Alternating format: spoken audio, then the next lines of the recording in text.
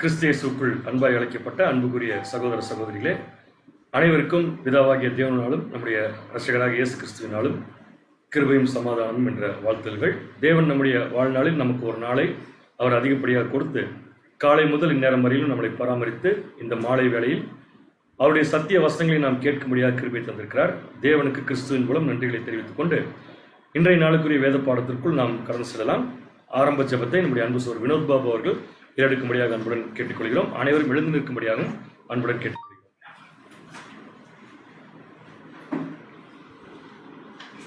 ஜெபம் செய்வோம். வானாதி வானங்களில் வீட்டிலிருந்து இந்த பூமியில் உள்ள மண்மக்களாக எங்களை கண்ணோக்கி பார்த்து வழிநடத்துவதுதான் அன்பின் நல்ல தகப்பனே. இதோ அப்பா, கடந்த நேரங்களிலும் கூட எங்களை கண்ணின் இமைப்போல பாதுகாத்து வழிநடத்தி இந்த ஒரு நாளையும் கிருபையாய் கொடுத்து பகல் முழுதும் எங்களை காத்து வழிநடத்தி இந்த ஒரு சாயங்கால வேலையிலும் கூட நாங்கள் சகோதரரும் சகோதரியுமாக ஒன்று கூடி வந்து உமது மேலான சத்தியத்தையும் திட்டங்களையும் நாங்கள் தெரிந்து கொள்வதற்கு நீ பாராட்டின கிருபைக்கும் அன்புக்காகவும் கூட மீண்டுமாக என் ஆண்டவராக இயேசு கிறிஸ்துவும் துதிகளையும் நன்றிகளையும் எடுத்துக்கோப்பா. இதோப்பா, இன்றைய நாளிலும் கூட இந்த உலகத்தில் கொரோனா கூடிய மக்களுக்கும் கல்வி மக்களுக்கும் கிடைக்கப்பெறாத நுண்ணியமான சத்தியத்தை வெகு சிலராக எங்களை நீர் இந்த உலகத்திலிருந்து மிக பெரிதான கிருபையினாலே பிரித்து இன்றைய நாளிலும் கூட நீங்கள் சகோதர வாயிலாக நீர் குறுக்கிருக்கின்ற உன்னதமான சத்தியத்துக்காக மீண்டுமாக என் ஆண்டவராக இயேசு கிறிஸ்து மூலம் துதிகளையும் நன்றிகளையும் எடுத்துக்கப்பா. இந்த சத்திய பாடத்தை கேட்கிற பிள்ளைகளாக நாங்கள் அதை கேட்பவர் மாத்திரமல்லாமல் அதனுடைய ஜீவிதத்தில் நடந்து 30, 60, 100 படைத்ததாக எங்கள் ஓட்டத்தை ஓட தேவையான ஞானத்தையும் பரிசுத்தாவின் மதத்தை அதிகமாக தந்து ஆசீர்வதித்து வாங்கிருக்கணும்ப்பா. இதப்பா, இந்த கூட்டம் தோக்கு முதல் முடிவு வரைந்தும் நம்ம திவ்ய பிரசன்னம் வந்து ஆசீர்வதித்து வளர்க்க வேண்டும். எங்கள் கத்தரும் அருமை லட்சமாக இயேசு கிறிஸ்துவின் ஏறப்பட்ட நாமத்தில் ஒரு சிறிய மன்றாட்டை எடுக்கும் நல்ல பிதாவே. ஆமென்.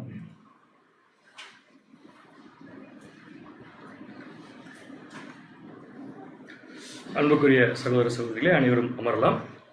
இன்றைய நாளிலும் தேவன் அவருடைய தயவுள்ள சித்தத்தின்படி நமக்கு தர இருக்கக்கூடிய பாடத்தின் தலைப்பு பார்த்தீங்கன்னா, தன் காலத்தை மனுஷன் அறியான். தன் காலத்தை மனுஷன் அறியான் என்ற தலைப்பின் கீழ் தேவ செய்தி கொடுக்கும்படியாக நம்முடைய அன்பு சகோதரர் டைசன் அவர்களை அனைவர் சார்பாகவும் அன்புடன் அழைக்கிறோம்.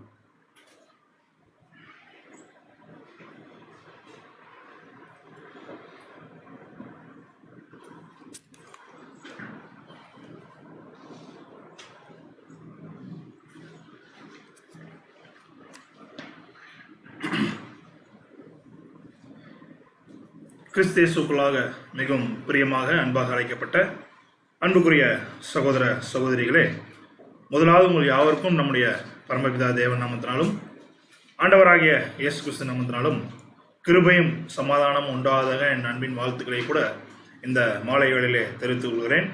தேவன் விசேஷமாக அனுதினமும் நம்மளுக்கு அவருடைய மன்னாவை நம்மளுக்கு கொடுத்து, இன்னும் விசேஷமாக சொல்லப்போனால் அநேக தீர்க்க தரிசன காரியங்கள், தீர்க்கதரிசிகள் பேசின காரியங்கள் எல்லாம் வந்து பார்த்திங்கன்னா நம்ம தியானித்தோம்.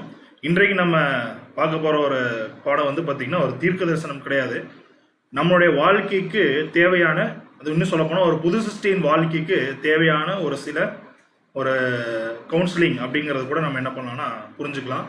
கவுன்சிலிங் வந்து நான் கொடுக்குறேன்னு நீங்கள் நினச்சிக்க வேண்டாம். பைபிள் இருக்கக்கூடிய வசனங்கள் தான் வந்து பார்த்திங்கன்னா நமக்கு கவுன்சிலிங் அப்படிங்கிறது கூட நீங்கள் புரிஞ்சுக்கலாம்.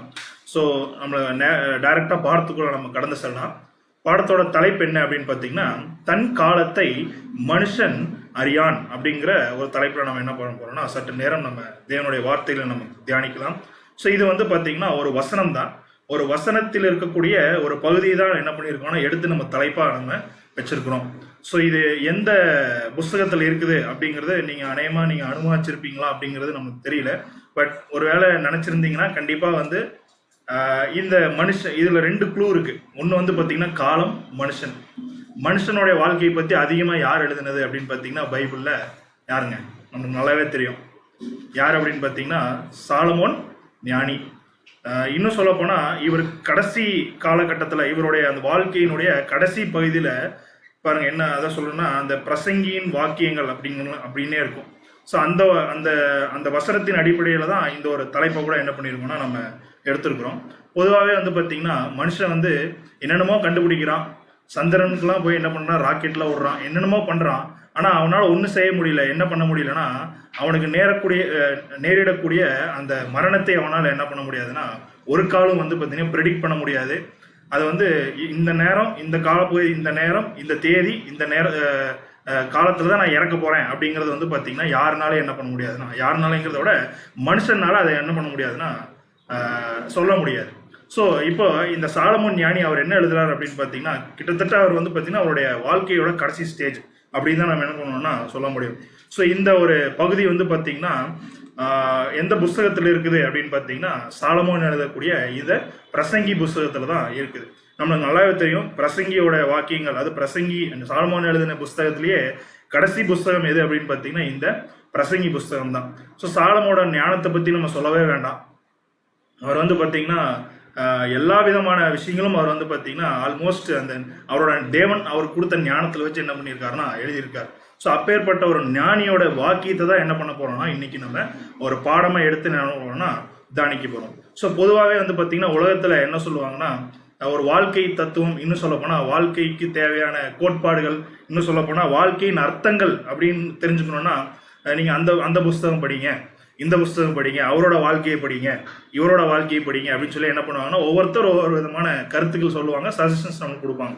ஆனால் தேவன் வந்து பார்த்தீங்கன்னா நம்மளுக்கு தெள்ள தெளிவாக தேவனுடைய அந்த மனுஷர்களை கொண்டு, தேவன் பரிசுத்தாவியை கொண்டு நம்மளுக்கு எழுதியிருக்கக்கூடிய விஷயங்கள் தான் இங்கே நம்ம சாலமோன் ஞானிகிட்ட நம்ம பார்க்குறோம். ஸோ அவர் வந்து பார்த்தீங்கன்னா வாழ்க்கை, அதாவது மனுஷனுக்கு ஒரு மனுஷன், தேவன் வந்து பார்த்தீங்கன்னா மனுஷனுக்கு ஒரு வாழ்க்கை கொடுத்துருக்கிறாரு. அந்த வாழ்க்கை எப்படி இருக்கணும் அப்படிங்கிறத வந்து பார்த்தீங்கன்னா இவர் தெளிவாக அவருடைய அந்த நீதிமொழிகள் புஸ்தகத்தில் எழுதியிருக்காரு. இன்னும் சொல்ல போனால் அவர் கடைசி காலப்பகுதியில் வாழ்ந்தக்கூடிய இந்த பிரசங்கி புஸ்தகத்தை அவர் எழுதியிருக்கார் அப்படிங்கிறது நம்மளுக்கு நல்லாவே தெரியும். ஸோ இந்த புஸ்தகம் படித்தா நம்மளுக்கு என்ன கிடைக்கும்னா வாழ்க்கையின் அர்த்தங்கள், எதுக்காக தேவன் நம்மளை படிச்சிருக்கார், நம்மளுடைய திங்கிங் என்ன, நம்மளோட மைண்ட் என்ன அப்படிங்கிறது எல்லாமே வந்து பார்த்தீங்கன்னா தேவன் நம்மளுக்கு இப்படிதான் இருக்கணும் அப்படிங்கிறத இந்த ஒரு புஸ்தகத்தின் மூலியமாக தேவன் நம்மளுக்கு என்ன பண்ணியிருக்காருன்னா சொல்லி கொடுத்துருக்காரு.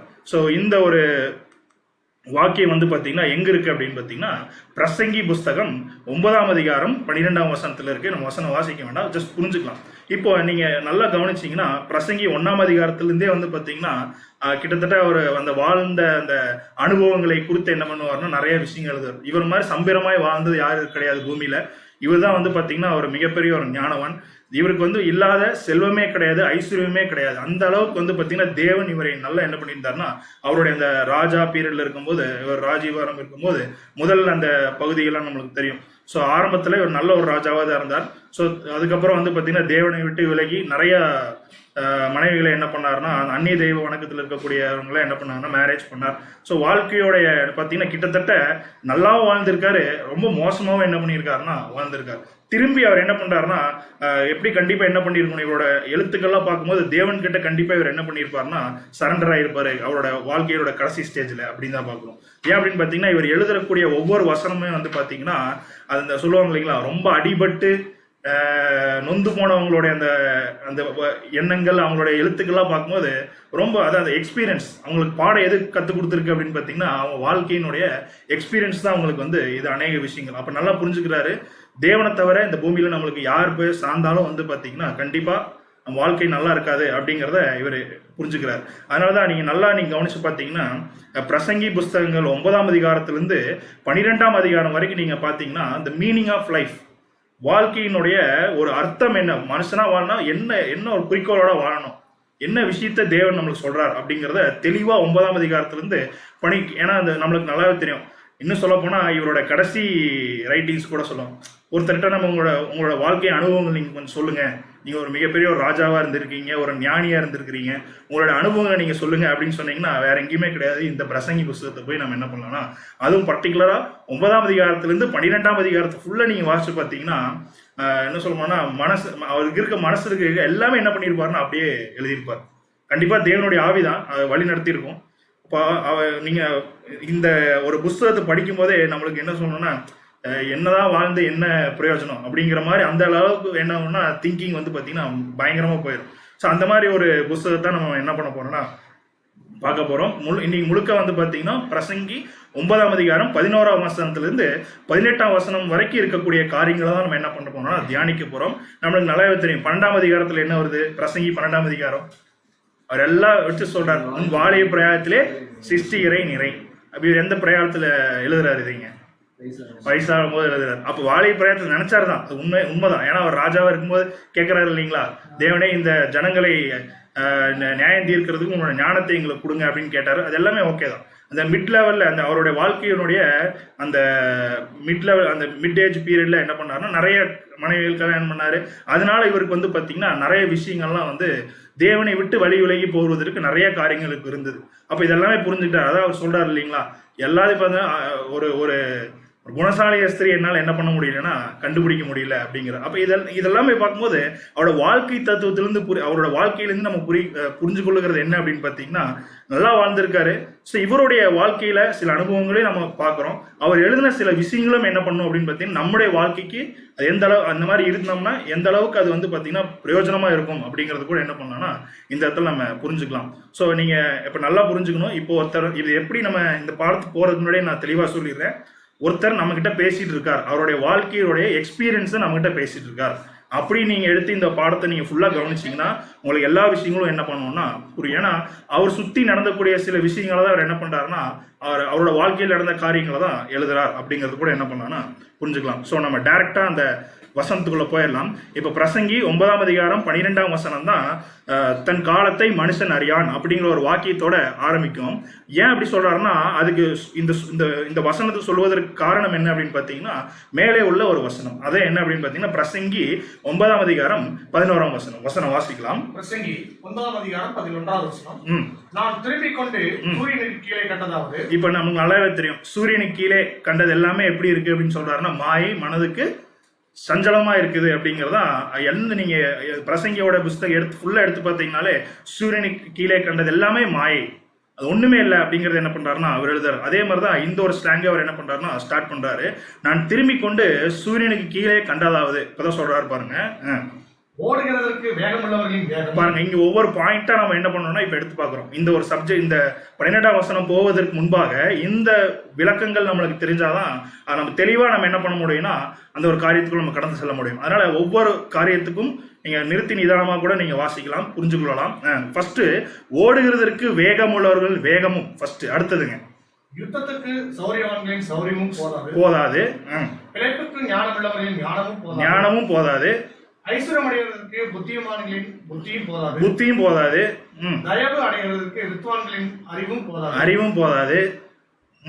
அடுத்தது அவர்கள் எல்லோருக்கும் சமயம் தேவ செயலும் நேரிட வேண்டும். பாருங்க இது எப்படி நம்ம புரிஞ்சுக்கலாம்னா சிம்பிளா நான் சொல்ல வரேன் உங்களுக்கு. அந்தந்த துறையில இப்ப பாத்தீங்கன்னா நான் ஓடுறதுனா நான் பெஸ்ட், அதுக்கப்புறம் யுத்த வீரர்லாம் நான் பெஸ்ட், அதுக்கப்புறம் என்ன போல ஞானி யாரும் இல்லை, அதுக்கப்புறம் நான் தான் ஐஸ்வரிவான், அதுக்கப்புறம் வந்து பார்த்தீங்கன்னா தயவு அடைவதற்கு நான் தான் மிகப்பெரிய ஒரு வித்துவான், அப்படி எல்லாம் நினைச்சிருந்தாலும் எதுவுமே வந்து பார்த்தீங்கன்னா போதாது அப்படிங்கிறார். ஆக்சுவலா இன்னும் சொல்ல போனா இந்த எல்லா குணலட்சணம் யார்கிட்ட இருந்து தெரியுங்களா? சொல்லப்பட்ட எல்லா கேரக்டர்ஸும் சாலமோன் மட்டும் இருந்துச்சு. அவர் வந்து பார்த்தீங்கன்னா நல்ல ஒரு இங்க ஓட்டப்பந்தய வீரர் அந்த மாதிரி அவர் சொல்ல, அதாவது தன்னுடைய வாழ்க்கையினுடைய அந்த ஒரு அனுபவத்தை சொல்றார். ஓட்டம் வந்து சொல்றோம் இல்லைங்களா, இந்த வாழ்க்கை ஓட்டங்கள் அப்படிங்கிற அந்த ஒரு ஸ்லாங்ல சொல்றாரு. அதே போல இவர் ஒரு ராஜா வந்தா கண்டிப்பா ஒரு யுத்த வீரனா கூட இருந்திருக்கணும். அதுக்கப்புறம் வந்து பாத்தீங்கன்னா இவர் ஒரு மிகப்பெரிய ஒரு ஞானவான், நமக்கு நல்லாவே தெரியும். அடுத்தது வந்து பாத்தீங்கன்னா இவர் தான் வந்து பாத்தீங்கன்னா செல்வ செழிப்பு ஐஸ்வரிவான்லேயே பெஸ்ட்ன்னு நம்ம சொல்லலாம். இவரை தவிர வேற யாருக்கும் நம்மளுக்கு எக்ஸாம்பிள் வந்து பாத்தீங்கன்னா பைபிள்ல இல்லை. அதுக்கப்புறம் வந்து பாத்தீங்கன்னா தயவு அடைவதற்கு வித்வான் சொல்ல போனா த கிரேட் ஸ்காலர் அப்படின்னு சொல்லுவாங்க இல்லைங்களா. ஒவ்வொரு துறையிலையுமே வந்து பாத்தீங்கன்னா இவங்க தான் பெஸ்ட் அப்படின்னு சொல்லுவோம் பாத்தீங்களா, அவங்க தான் வித்வான் அப்படின்னு நம்ம சொல்றோம். ஸோ அப்போ இவர் ராஜாவில் இவர் எப்படியா இருக்கிறாருங்க, பெஸ்டா தான் இருந்திருக்காரு. அப்போ பாருங்க இது எல்லாமே இருக்குது, இருந்தாலும் என்ன ஆகுதுங்க இது போதாது அப்படிங்கிறார். அப்ப எதுதான் முக்கியம் அப்படின்னு பாத்தீங்கன்னா எல்லாத்துக்கும் அவர்கள் எல்லாருக்கும் சமயமும் முக்கியமான விஷயம். இந்த இடத்துல அதான் தேவனுடைய செயலும் நேரிட வேண்டும். இது தேவனுடைய சமயம், தேவன் கொடுத்த அந்த செயலும் இல்லைன்னா இது எல்லாமே என்னதாங்க, என்ன வேணா சொல்லிக்கலாம். நான் இந்த துறையில பெஸ்ட், அந்த துறையில பெஸ்ட், அதுல பெஸ்ட், இதுல பெஸ்ட்னு சொல்லிக்கலாம். ஆனா எந்த ஒரு பெஸ்டா இருந்தாலும் யாருடைய தயவுனாலதான் இதெல்லாம் நடந்தது அப்படின்னு பாத்தீங்கன்னா தேவனுடைய அந்த ஒரு செயல் அப்படிங்கிறத என்ன பண்றாருன்னா இந்த இடத்துல அவர் சொல்றாரு. இப்போ இந்த 5 கேட்டகரி நம்ம பார்க்க போறோம். இந்த 5 கேட்டகரிக்குமே ஒவ்வொரு கேரக்டர் நம்ம பைபிள் இருந்து எடுக்க போறோம். அது ரொம்ப முக்கியமான இந்த ஒரு லெசன் எப்படி இருக்கும்னா அது வந்து பாத்தீங்கன்னா ஃபுல்லா ஒரு பிராக்டிக்கல் ஓரியன்டான ஒரு பாடமா தான் இருக்கும். ஸோ பிராக்டிக்கல் ஓரியன்டா நல்லாவே தெரியும். கண்டிப்பா நம்மளே அதை அது அந்த இடத்துல உட்படுத்தினாதான் அதோடைய தாற்பயம் என்ன அப்படிங்கிறது நம்மளுக்கு அது புரியும். அப்ப இந்த 5 கேரக்டருக்குமே ஒவ்வொரு 5 விஷயங்களுக்குமே ஒவ்வொரு கேரக்டர் நம்ம என்ன பண்ண போறோம்னா பைபிள்ல இருந்து எடுத்து பார்க்க போறோம் அப்படிங்கறத கூட நான் தெளிவா சொல்லிடுறேன். அப்போ இந்த 5 விஷயங்களும் முதல்ல நல்லா தெரியணும். ஓடுறது பெஸ்ட், இந்த ஓடுற ஃபீல்டில் பெஸ்ட்டு அப்படின்னு வச்சுக்கலாம். அதுக்கப்புறம் நான் தான் வந்து ஒரு யுத்த வீரன் அப்படின்னு கூட வச்சுக்கலாம். அதுக்கப்புறம் வந்து பார்த்தீங்கன்னா என்னை போல ஞானவன் யாரும் இல்லை அப்படின்னு வச்சுக்கலாம். என்ன மாதிரி புத்திமதி சொல்றதுல யாரும் இல்லை அப்படிங்கிறத நம்ம வச்சுக்கலாம். எனக்கு யாரும் புத்தி சொல்ல வேண்டாம், நான் தான் புத்தி சொல்லுவேன் அப்படிங்கிற ஒரு கேட்டகரியில் வச்சுக்கலாம். அதுக்கப்புறம் வந்து பார்த்தீங்கன்னா நான் தான் அந்த துறையில் பெஸ்ட்டு அப்படிங்கிறது என்ன பண்ணலாம்னா வச்சுக்கலாம். அப்படி இந்த ஒரு 5 கேட்டகரியிலேருந்து தான் என்ன போகிறோம்னா தெளிவாக போக போகிறோம். இது கூட நீங்கள் தமிழ் ஆர்சி பைபிளில் வாசிங்கன்னா இன்னும் கொஞ்சம் தெளிவாக நம்மளுக்கு இருக்கும். அது கூட நம்ம வாசிக்கலாம். உலகில் வேறொன்றையும் கண்டேன், ஓட்டப்பந்தயத்தில் விரைவாக ஓடுபவரை வெற்றி பெறுவார் என்பதில்லை. இது நடைமுறை தமிழ்ல இருக்கு. அதை பாருங்க, ஒவ்வொரு பாயிண்ட் பாருங்க, 5 பாயிண்ட் இருக்கு. அடுத்ததுங்க, வலிமை வாய்ந்தவரை போரில் வெற்றி அடைவார் என்பதில்லை. என்னதான் இருந்தாலும் அது இதெல்லாம் கிடையாது அப்படிங்கிறார். அடுத்ததுங்க, ஞானமுள்ளவருக்கு வேலை கிடைக்கும் என்பதில்லை. அறிவுள்ளவரே செல்வம் சேர்ப்பார் என்பதில்லை. திறமையுடையவரே பதவியில் உயர்வார் என்பது நடைமுறை தமிழ் அவங்க எழுதியிருக்காங்க. பட் தெளிவாக நம்ம புரிஞ்சுக்கலாம். எந்த விஷயம் இருந்தாலுமே அதுல பெஸ்ட் இதுல பெஸ்ட்னு சொல்றதை விட எல்லாருக்கும் பெஸ்ட்டா கொண்டு வந்து வச்சது யாரு அப்படின்னு பாத்தீங்கன்னா தேவனுடைய அது செயல் அப்படிங்கிற சமயமும் தேவனுடைய செயலும் தான் அது நம்மளை அந்த இடத்துல நிறுத்தி இருக்கு அப்படிங்கறது என்ன பண்றாருன்னா அவர் சொல்றாரு. ஓகே, இப்ப நீங்க இதுல கூட இப்ப இந்த 5 பாயிண்ட் நீங்க தெளிவா பாடத்தை முடியற வரைக்கும் நீங்க இதை புரிஞ்சாதான் பாடமே நம்மளுக்கு புரியும். அதனால தெளிவா நான் சொல்லிடுறேன். வேணா ஒரு 2 நிமிஷம் கூட டைம் எடுத்துக்கலாம். நீங்க வேணா மனப்பாடம் பண்றதுனா கூட மனப்பாடம் பண்ணிக்கலாம். இந்த ஓடுகிறதுக்கு வேகமும் பத்தாது, யுத்தத்திற்கு சௌரியவான்களின் சௌரியமும் போதாது, அதுக்கப்புறம் பிழைப்புக்கு ஞானம் உள்ளவர்களின் ஞானமும் போதாது, ஐஸ்வர்யம் அடைவதற்கு புத்திமான்களின் புத்தியும் போதாது, தயவு அடைவதற்கு வித்துவான்களின் அறிவும் போதாது. இந்த 5 கேட்டகரி ஆஃப் பீப்புள் தான் என்ன பண்ண போறோம்னா, பீப்புள்னு சொல்றத விட இந்த 5 கேட்டகரி தான் நம்ம என்ன பண்ண போறோம்னா இப்போ நம்ம தியானிக்க போறோம். ஸோ இப்போ டைரக்டா நம்ம என்ன பண்ணிடலாம்னா முதல் கேட்டகரிக்குள்ள போயிடலாம். முதல் கேட்டகரி என்னங்க? ஓடுகிறதற்கு வேகம் உள்ளவர்களின் வேகம். எதுக்கு ஒரு மனுஷன் ஓடுறான் சொல்லுங்க. இப்போ நம்ம இங்கிருந்து ஒரு இடத்துக்கு ஓடுறோம்னா எதுக்கு ஓடுறோம்? ஏதோ ஒரு டார்கெட் அச்சீவ் பண்றதுக்கு தான். சரிங்களா? ஏதோ ஒரு டார்கெட்டை அச்சீவ் பண்றதுக்கு தான் என்ன பண்ணுவோம்னா ஓடுவோம். சரிங்களா? ஸோ இப்போ நம்ம பழைய ஏற்பாட்டில் வந்து பார்த்தீங்கன்னா ஒருத்தர் ஓடி ஆனால் அவருக்கே வந்து பார்த்தீங்கன்னா அது பாதகமாக போயிடுச்சு. நல்ல மான் மாதிரி ஓடினாரு. அதான் கொஞ்சம் நம்மளுக்கு க்ளூ கொடுத்தாதான் நம்மளுக்கு ஈஸியாக வருது. பாருங்க, நம்ம சாமுவேல் புஸ்தகங்கள்லாம் தெளிவாக நம்ம யூத் கிளாஸ்ல படிச்சதுனால இப்போ கரெக்டாக வந்து பார்த்தீங்கன்னா ஒவ்வொரு விஷயமும் நம்மளுக்கு வந்து புரியுது. ஃபுல்லாகவே இந்த ஒரு பாடம் பாதி அளவுக்கு வந்து பார்த்தீங்கன்னா சாமுவேல் புஸ்தகத்தில் இருக்கக்கூடிய சில விஷயங்களை தான் என்ன பண்ண போறோம்னா நம்ம பார்க்க போறோம். ஸோ ஃபர்ஸ்ட் கேட்டகரி நம்ம எடுத்துடலாம். ஓடுகிறதற்கு வேகம் உள்ளவர்களின் வேகமும் பத்தாது, அப்படி போதாது அப்படிங்கிறார். ஸோ இப்போ நீங்க டைரக்டா நம்ம பாயிண்ட்குள்ள போகலாம். இந்த இடத்துல உதாரணத்துக்கு ஒரு 2 வசனம் மட்டும் தான் போட்டிருப்பேன். இந்த ஹிஸ்ட்ரி நீங்க நம்ம எல்லாம் தெரிஞ்சதுனால நான் என்ன பண்றேன்னா ஹிஸ்ட்ரி மட்டும் நான் சொல்லிடுறேன். வசனம் வந்து எதுக்கு நம்மளுக்கு ஆப்டான சில வசனங்கள் இருக்கோ அதை மட்டும் நம்ம பார்க்கலாம். ஸோ இந்த இடத்துல என்ன ஒரு சம்பவம், என்ன ஒரு சூழ்நிலை அப்படின்னு பார்த்தீங்கன்னா, அப்னேர் யாருன்னு நம்மளுக்கு தெரியும். அப்னேர் யாரு அப்படின்னு பார்த்தீங்கன்னா சவுலோட படைத்தளபதி. ஸோ அவருக்கும் வந்து பார்த்தீங்கன்னா தாவீதோட படை வீரருக்கும் வந்து பார்த்தீங்கன்னா ஒரு மிகப்பெரிய ஒரு போர். இந்த ஒரு போர்ல வந்து பார்த்தீங்கன்னா யாரு தோக்கிற நிலைமையில் இருக்காரு அப்படின்னு பார்த்தீங்கன்னா அப்னேர் சவுலோட படை வீரர்கள் தோக்கிற நிலைமையில் இருக்கிறாங்க. யார் ஜெயிக்கிற நிலைமையில் இருக்காங்கன்னா இங்க யோவாபோட பாருங்க, அந்த வசனம் கூட வாசிக்கலாம் பாருங்க. 2 சாமுவேல் புஸ்தகம் 2ஆம் அதிகாரம் 17-18 வசனங்கள் வாசிக்கலாம். அன்றைய தினம் மிகவும் கடினமான யுத்தம், மிகப்பெரிய ஒரு கடினமான யுத்தம். யாருக்குன்னா தாவீதோட படை வீரர்களுக்கும் சவுலோட படை வீரருக்கும் ஒரு யுத்தம். அன்றைய தினம் மிகவும் கடினமான யுத்தமாகி அப்னேரும் இஸ்ரேல் மனுஷரும் தாவீதின் சேவகரால் முறியடிக்கப்பட்டார்கள். அங்கே செரியாவின் 3 குமாரராகிய யோவாபும் அபிசாயும் ஆசகேலும், இங்க நம்மளுக்கு தேவையானவர் யார் அப்படின்னு பாத்தீங்கன்னா ஆசகேல். தொடர்ந்து வசனம் வாசிங்க.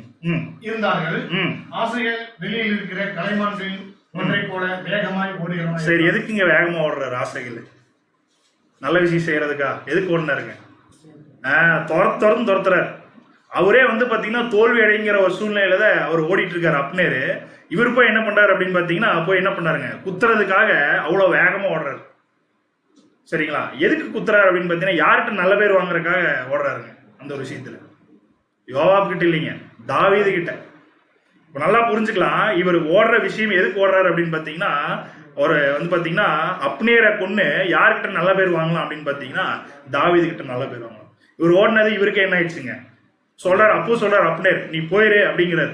ஆனா இவர இல்ல, நான் என்னதான் பண்ணுவேன், உங்களுக்கு துரத்திட்டே வருவேன், ஓடிதான் வருவேன். இப்ப எந்த அளவுக்கு அந்த உயிர் வாங்குறது, அந்த உயிரை எடுக்கிறதுக்காக ஒரு ஓடுறாரு பாருங்க, அப்னேரோட உயிர் வாங்குறதுக்காக. அப்போ நல்லா யோசிப்பாங்க, நல்லா வேகமாக ஓடுறது இவருக்கே என்ன ஆயிடுச்சுங்க இந்த இடத்துல. அதனாலதான் ஓடுவதற்கு வேகம் போதாது அப்படிங்கிறார். நீங்க என்னதான் போனாலும் உங்க டார்கெட் நீங்க என்ன பண்ண முடியாதுன்னா அச்சீவ் பண்ண முடியாது, ரீச் பண்ண முடியாது. அதுதான் இந்த இடத்துல பெஸ்ட் எக்ஸாம்பிள். இந்த இடத்துல ஃபர்ஸ்ட் யாரை நம்ம பார்க்குறோம்னா ஆஸ்தகேல். அப்னேயருடைய ஈட்டி என்ன ஆயிரும் அப்படின்னு பார்த்தீங்கன்னா, இந்த ஆஸ்தகேல் மேல திரும்பி இவர் என்ன ஆயிரும்னா ஆஸ்தகேல் வந்து இறந்துருவார். அப்போ நல்லா இந்த இடத்துல புரிஞ்சுக்கலாம், நல்ல காரியத்துக்கு ஓடினா தேவன் என்ன பண்றாருங்க, அதான் தேவ செயல், தேவனுடைய அந்த காலம் நேரம் பார்க்கணும் இல்லைங்களா, அதெல்லாம் கரெக்டா இருக்கும். இவர் எந்த காரியத்துக்காக போறாரு, ஒரு மனுஷனை கொலை செய்வதற்காக என்ன பண்றாருன்னா ஓடுறாரு. அப்போ நல்லா புரிஞ்சுக்கலாம் பாருங்க. இன்னொரு 2 கேரக்டர் கூட நம்ம இந்த இடத்துல பார்க்கலாம் பாருங்க. இந்த இடத்துல ஃபர்ஸ்ட் என்ன பண்றோம் அப்படின்னு பாத்தீங்கன்னா, நல்லா புரிஞ்சுக்கலாம். ஆசைகளோட கேரக்டர் என்ன அப்படின்னு பாத்தீங்கன்னா, ஒருத்தரை வந்து கொலை செய்வதற்காக அந்த அளவுக்கு வேகமா அவர் ஓடுறாரு. அதே மாதிரி இன்னும் 2 பேர் இருக்கிறாங்க வேகமா ஓடினவங்க. தாவீது கிட்ட போய் ஒரு விஷயத்த சொல்லணும் அப்படின்னு சொல்லி 2 பேர் ஓடினாங்க. நான் முதல் போக சொல்றேன்னா நீ முதல் போய் சொல்றியா அப்படின்னு சொல்லி ஓடினாங்களா இல்லைங்களா? யாருங்க 2 பேர்? யாரு அப்படின்னு பார்த்தீங்கன்னா அகிமாஸ், கூசி. எல்லாமே நம்மளுடைய சாமுவேல் புஸ்தகத்துல தான் இருக்குது. இதோட பின்னணி என்ன அப்படிங்கிறது கூட நம்ம பார்க்கலாம் பாருங்க. 2 சாமுவேல் 18ஆம் அதிகாரம் 19 32 வசனங்கள் இருக்கும். நீங்க வீட்டுல பொறுமையா வாசிச்சு பாருங்க. இதுல முக்கியமா வந்து பாத்தீங்கன்னா 2-3 வசனங்கள் மாத்திரம் நம்ம இந்த இடத்துல பார்க்க போறோம். இப்ப அந்த சம்பவத்தை நான் என்ன பண்றேன்னா உங்களுக்கு நான் சொல்றேன். இந்த இடத்துல வந்து பாத்தீங்கன்னா தாவீதுக்கு யார் ரொம்ப தலைநோவா இருந்தது? அப்சலோம். சரிங்களா? அப்சலோம் வந்து பாத்தீங்கன்னா தன்னை ராஜாவாக அவர் என்ன பண்ணியிருக்காருன்னா அவர் ஏற்படுத்தி கொண்டு சில ஜனங்களே அவருக்காக என்ன பண்ணியிருக்காருன்னா கூட்டிக் கொள்கிறார். இது நம்மளுக்கு அனைவருக்கும் தெரிஞ்ச ஒரு விஷயம் தான். இப்ப என்ன ஆகுதுன்னா அப்சலோம் வந்து பாத்தீங்கன்னா இறந்துடுறாரு. இறக்கும் போது இந்த விஷயம் யாருக்கு தெரிய வருது அப்படின்னு பாத்தீங்கன்னா யோவாபுக்கு வந்து பாத்தீங்கன்னா தெரிய வருது. யோவாப் என்ன பண்றாரு அப்படின்னு பாத்தீங்கன்னா அந்த இடத்துல அங்க பேசிட்டு இருக்கும்போது ஃபர்ஸ்ட் அந்த அகிமாஸ் போய் சொல்றாரு யோவாபு கிட்ட, நான் போய் வந்து இந்த விஷயத்தை யார்கிட்ட போய் சொல்றேன்னா ராஜா கிட்ட போய் நான் சொல்றேன் அப்படின்னு அவர் சொல்லுவார். யோவாப் என்ன சொல்லுவாருன்னா ஃபர்ஸ்ட் நீ போகாத அப்படின்னு சொல்லுவார். அதுக்கப்புறம் ரொம்ப வருந்தி கேட்பாரு, நான் போறேன் அப்படின்னு கேட்கும்போது சொல்லும்போது சரி நீ போ அப்படின்னு சொல்லி யோவாப் என்ன பண்ணிடுவாருன்னா பர்மிஷன் கொடுத்துருவார்.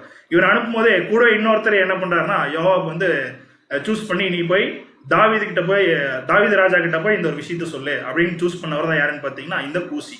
இப்போ அகிமாஸ் ஓடுறாரு பாருங்க, நல்லா கவனிச்சுக்கலாம். இப்ப அப்சலோம் இறந்த ஒரு விஷயம் யாருக்கு கொஞ்சம் மன வருத்தமா தான் இருக்கும். என்னதான் இருந்தாலும் எதிர்த்து வந்தாலும் ஒரு பையன் தானே, மகன் தானே, அந்த ஒரு வருத்தம் வந்து பாத்தீங்கன்னா தாவீது ராஜாக்கு இருக்காதா?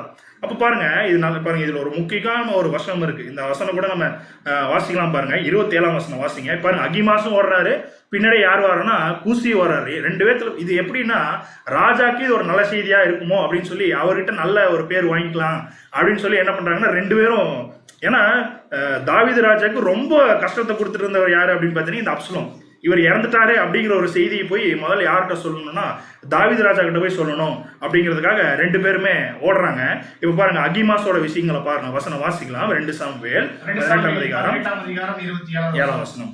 மேலும் ஜாமங்காக்கிறவன் முந்தினவனுடைய ஓட்டம் சாதோக்கின் மகன் அகிமாசுடைய ஓட்டம் போதுங்க, அப்படியே நிறுத்துங்க கொஞ்சம். இப்ப என்ன ஒரு விஷயம் அப்படின்னு பாத்தீங்கன்னா தாவீது ராஜா வந்து பாத்தீங்கன்னா கண்டிப்பா அந்த அவரோட அரண்மனையிலிருந்து இருக்கணும். அவருடைய அந்த ஜாமங்காக்கிறவர்கள் வந்து பாக்குறாங்க யாரோ ஒருத்தர் வந்து முந்தினவன் கண்டிப்பா யாருதான் அப்படின்னு பாத்தீங்கன்னா இந்த அகிமாஸ்.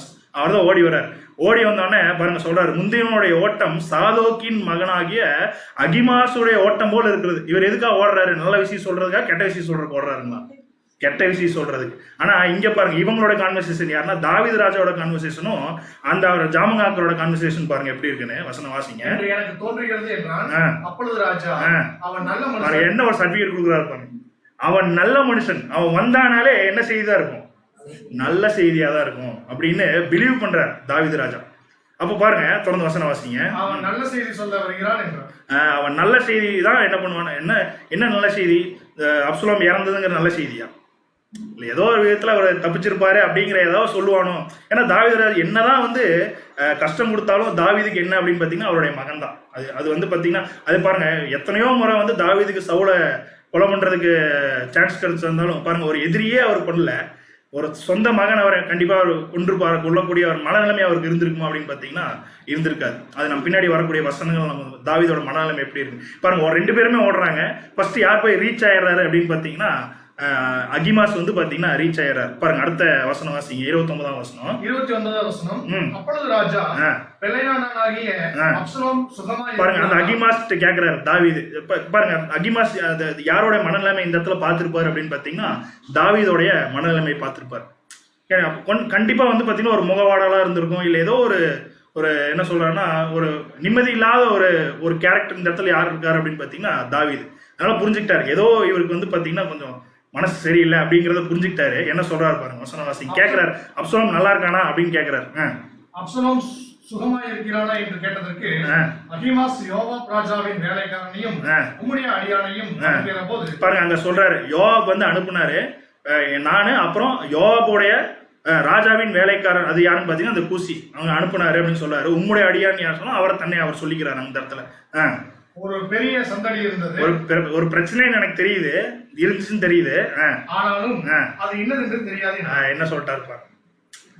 அப்போ பாருங்க அங்க அவங்க கான்வர்சேஷன் பாத்தீங்களா, தாவீதோட கான்வர்சேஷனும் அந்த தாவீது யார்கிட்ட பேசுற அந்த ஜாமங்காக்கிறவன் இவன் வந்தாலே என்ன செய்திதான் கொண்டு வருவான், நல்ல செய்தியை கூட, அதுக்கு தான் இவ்வளவு வேகமா ஓடி வரானோ அப்படின்னு சொல்லி இவங்க என்ன பண்றாங்கன்னு நினைச்சுக்கிறாங்க.